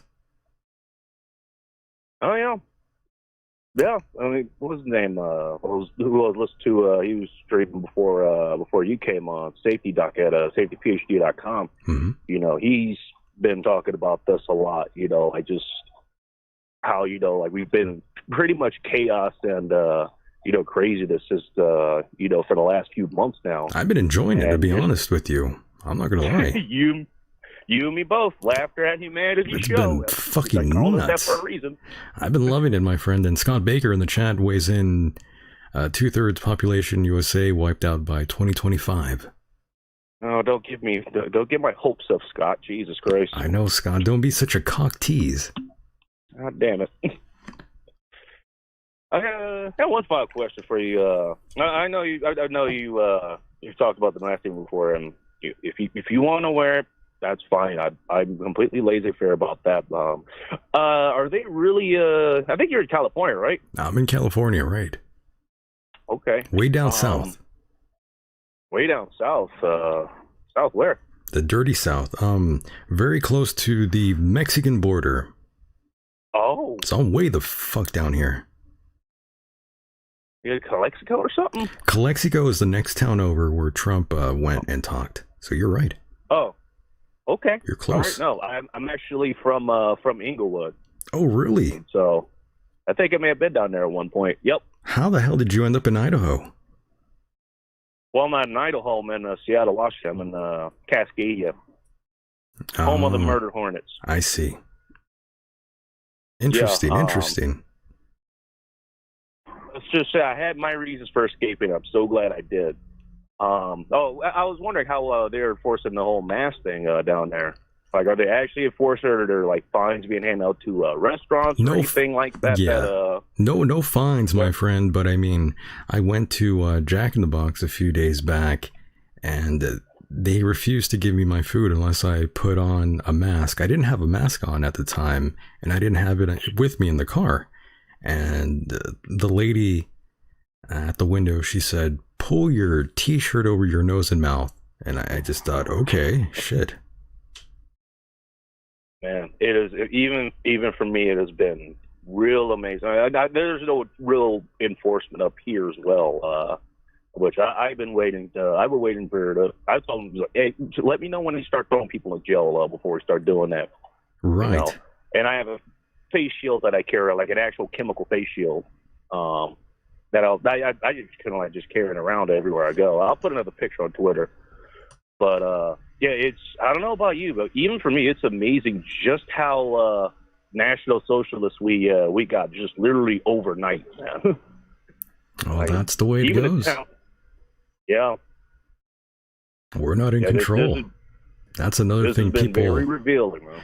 Very revealing. It lets people know that we aren't exactly as free as you would like to believe, my friend. We're not as free as we're led to believe. Oh, and the worst part is, we're okay with basically imprisoning ourselves, man. I'm just waiting to see the boxcar start showing up. By the way, did you hear what was going on in Arkansas? No, please do tell.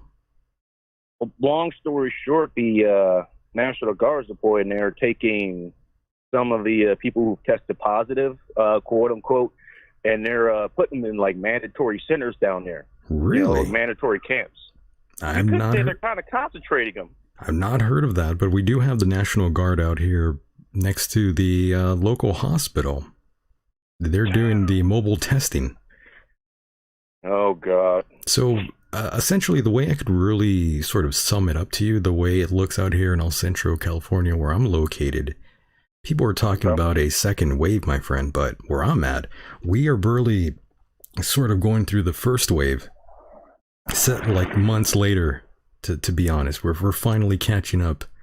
My county is to the bigger places. All right. So, I mean, we're slowly catching up to the rest of the United States in terms of COVID-19 positive cases. The death rate, not exactly too high. The recovery rate is actually quite well out here. I will say that because the numbers don't lie. We have plenty of positive recovery rates out here. It hasn't been that bad, but the fact that we sort of have been a little bit overrun here, this hospital in particular, we've actually had to fly people from this hospital to other hospitals in Southern California, transferred rather to other places. So it definitely has been pretty packed here. Oh, I can imagine. And well, I'm glad to get that kind of update. LA, I've heard kind of the same thing. One more thing before I get out of here. Ahead, Scott brother. Baker just had mentioned contact tracing. Have you heard of that before? Of course. Okay. Of course. They're starting to ramp that out here. I know they're doing that in Australia, if I remember correctly. And that is one of the first things I talked about. I actually went on the Safety Doc's show. What is it, 135, 136, something like that. And one of the things I actually did was I took a old, sort of old radio head that has an audio jack. Right. I went ahead and installed that in my vehicle. So, because previously I was using a Bluetooth speaker to listen to podcasts and stuff. But now I'm hardwired so I could turn the Bluetooth off. The reason I did that is how contact tracing works in a nutshell is even if you turn your phone off, you can still be tracked if an agency wants to find you. But the way the contact tracer works is if we're in the same room, my Bluetooth comes in contact with yours, and I end up getting down with the Rona. Whatever agency is doing that can actually, trace and contact you to ask if you have symptoms. I'm not one to say where exactly that's going to go, but given a whole lot of things and, history repeating itself, circa pre-World War II, I've got my guess. So that's been my technique to kind of defeat that. Understood. Yeah, so if anybody's looking up, turn your Bluetooth off if you're actually worried about that. Right. Well, just the simple fact of owning a cell phone, you have already compromised yourself. Fair. Which is at least, unfortunate. Well, until we get the vaccine that, probably is going to come with a little bit of machinery. At least with this tracking device, you can either blast it or leave it somewhere else, So there's that silver lining. Right. We will see. So once again, I do want to thank you, my friend, for calling in. Thanks for the call there. Good to hear you. Of course. Thank you very much. I appreciate it. I've been enjoying your program ever since I heard of it. Very nice. I'm glad you found this, my friend. It's a bit of acquired taste. No, that's fine for me, man. Just a whole lot of things, Do as I say now to do. I am the one that jumps in with both feet and a lot of noise. Ask her how she knows. Love that. Once again, thank you for calling in. All right. Call in again. Call in again in the future. Will do. Have to plug my site again before I hang up. No worries. Well, God bless, my friend. Stay safe out there. All right. Will do. Take care. Gotta love that. I love telling people God bless you, even though I am an atheist. I think that's always fun and lovely to do. Oh, yes. And now you can call in. I know I saw a couple numbers calling in during that phone call. We are almost out of time here, so call in if you have anything to add. That number is 760-332-8965. You see the number on the screen. Call in. Call in before we pull it down. Oh, yes. So, yes, back to my point here. Earlier, I was talking about the complaints I was receiving. But yes, the Marauders were very angry with my words, my chosen words. Those that are very upset over grown men kissing other grown men on the mouth and their kids. I mean, again, that's your deal, not mine. Go ahead and kiss away. Now, in terms of Mike, back on point here, the program started late. I was having trouble with the audio equipment here, and I believe the guest was even having some audio trouble for most part. It's been a bad night, so I started late, and I apologize for that. I'm very sorry I started late, but the show must go on, and I had talked to Mike previously, and he's been going through some issues. I hate to say this, but his poor bird died. Can you believe that? Yes, the bird that you would hear sometimes in the background has passed.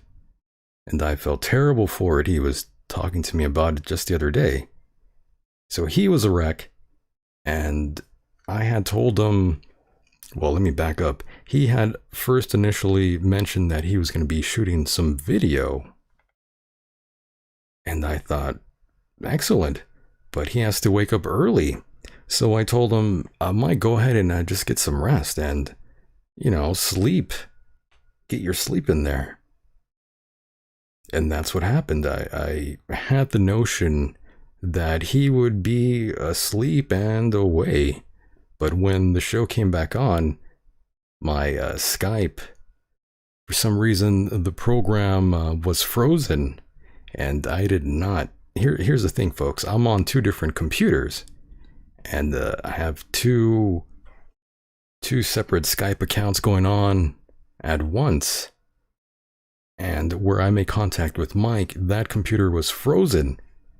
So I thought, God damn it, I can't just turn something off now and bring him on. And I wasn't even sure if he was going to be here or not. And then I see text messages of Mike here. And he's wondering what's going on. So a bit of a miscommunication issue went on. And I explained to him what happened. So that's what happened. And yes, Mike and the bird, that was an issue there. Mike had to do a video in the morning, I thought. And I wanted the man to get some rest. And of course, he had the issue with the bird. So it's been a pretty bad few days here for Mike. And I told him, it's time to take a little time off, rest up, do your thing, get your mind right. But apparently, Mike was feeling better, I guess, because he was messaging me earlier, but I didn't see those messages until very late in the game here. So that is what happened, and Mike is fine. I believe he's okay now. So that's your update on Mike, and he will be back, don't worry. Yes, poor Mike. I feel bad for him. And moving forward, our friend Mr. Jeffrey Prather of the Prather Point, he has also been officially canned. According to our friend Mr. Prather, he put out an email stating that his show has been canceled, and it was upper management's call. That's what he relayed. He said that he is despised by the deep state and feared by fake news. Do not let your hearts be troubled. He is still going to continue to do his show on YouTube and other various online platforms. I personally think he should have been focused on his YouTube channel way before terrestrial radio. I even encouraged Mr. Von Weehunt to do the same. Pretty soon they will go after everyone on terrestrial radio. Hell, I can't even get a job in radio now. I've tried. I've had offers, which were very low, by the way. And I can't just do this for fun anymore. I can't do this for fun, folks. I'm not a kid anymore. That doesn't pay the bills. I'm a wartime show host, damn it. We've got bills to pay around here, and I've got communism to fight. In any event, Mr. Prather was also encouraging his listeners to email the station or call the line there to voice your opinions. He also seemed like he's dealing with legal issues. He mentioned attorneys in his email. Regardless, if you want to help Mr. Prather, that's jeffreyprather.com. And of course, send your best wishes to Mike as well. Yes. Mr. Jeffrey Prather, my goodness. He is the victim of cancel culture now. Or maybe his ratings were bad. I don't know. Maybe the station isn't doing so good. I don't know what it was. I like the show though, so I'm surprised they gave the guy the axe. On the bright side, at least they didn't fire him Christmas week like they traditionally do in the radio industry. I know, right? Yes, be careful, my fellow show hosts out there. I know you listen to the show. I know you are always worried about your gig. You smaller show hosts out there on terrestrial radio. They will come for you eventually. Speaking of cancel culture and just general pettiness, this YouTube channel and the other one I have both were targeted by some nefarious individual that had an issue with Mr. James Fetzer. Not me personally, but he did go after me on this program here, and I think you know who that individual was, and I got caught in the crossfire. And that is what happens sometimes in life and in business. Guilty by association. Sometimes people have chosen not to jump on here because of some individual that has been on the show. Doesn't matter if it was yesterday or 10 years ago. That's how some folks are. And I've experienced that a few times in the past here, and in regards to other issues that go on. People are very, very petty, so don't ever be surprised by anyone's pettiness, folks. Yes, Victoria, you are right. Poor Fetz. Speaking of James Fetzer, I'm going to have to bring him back on, as we usually do. He's sort of a regular here, if you haven't noticed. Mr. James Fetzer, a great man. And yes, I'm looking at the time now. It's been about 3 hours. So yes, it is that time to wrap it up here. And I do want to thank all of you out there for being a part of the program yet again. I want to thank all of you out there, those who donated. I know there was someone else who had donated. I'm not sure. Oh yes, Roman Hansen. Mr. Roman Hansen, he said, what about the Eyes of Darkness mentioning Wuhan 400? Quote, if I understand, the Chinese could use Wuhan 400 to wipe out a city or country. Page 353, 1981 version should be 1984 Orwell. Well, goddamn. Hit us with the hard stuff right away. But yes, thank you for donating. I wish you would have called in. Yes, Big Roman. That's right. Would have loved to talk to you. You should have called in. And now we take it home here. And before I pull this Larry Silverstein style, I must say it's been an incredible time yet again talking to all of you. It's been fun, like old times. Me and you, against the world. Isn't that fun? Oh yes. Lots of emails I didn't get a chance to address here tonight. I apologize. I'll get into that later. More complaints. Love that though. I love answering those emails. It drives those folks even angrier, to be honest with you. They don't like that. They definitely don't want me to address them here live on the air. They hate that. Yes, Kimberly, good night, me, Decon. Oh, I guess you're saying good night to me. Or to someone else. I don't know what's going on there. Kimberly, but yes, good night to you. Roman Hansen, white chocolate I am. Yes, Roman with the white chocolate there. Very nice. So once again, I want to thank everyone out there who reached out to me via email. Don't worry, I will answer your emails eventually. And yes, sometimes online to piss you off. Sometimes privately. You never know. Again, I do want to thank all of you out there. I love all of you out there. I really do appreciate all of you out there, every single one of you. This has been a great night. I do want to thank all of you who called in. I want to thank the guest for calling in. That was fun. And don't forget, if you are a listener of the program and want to help fund the program, please direct yourself to patreon.com/Michael Decon. And that, in fact, is where you will find even more gold. I have to say, we do have more shows coming up for you, those that are subscribers to the Patreon. More shows are coming. And we do have a very special show coming up, I believe on Tuesday, with Mr. David William Perry. A very, very new guest for everyone out there. Mr. David William Perry is a very, very interesting individual. He's been on TED Talk. He's been a speaker there. And of course, he, I believe, is the only openly gay pastor. That's right, and he is from the UK, Mr. David William Perry. He will be with me on Tuesday. He won't really be with me that way, you sick fuckers out there, but yes, he will join me in that regard, and we'll tear the house down over on Patreon. So, patreon.com/Michael Decon. Sign up. And yes, calm down, Gary, local machine. Roman Hansen says the Church of Decon. Oh yeah, I agree.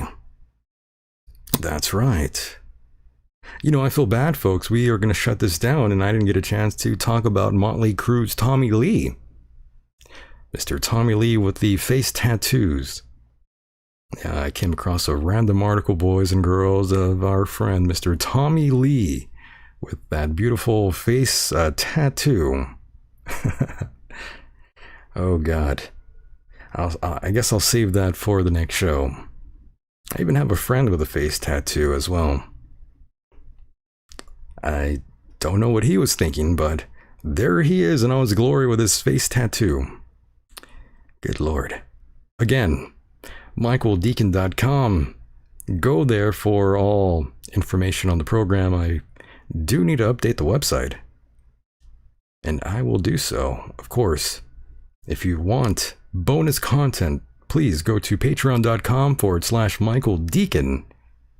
And that is where we will be getting down. International listeners out there, thank you so much for your support. Interesting night yet again. I hope you enjoyed it as much as I did. Is COVID-19 a sign from God? Or is it all bullshit, folks? Is it not a sign from God? Religious folks, send me an email. Stay safe, everyone, no matter what it is you do choose to believe. We certainly do admire you for your curiosity here on this program. And with that said, the world is a mysterious place, and life itself is a mystery. Until next time, good night, everybody.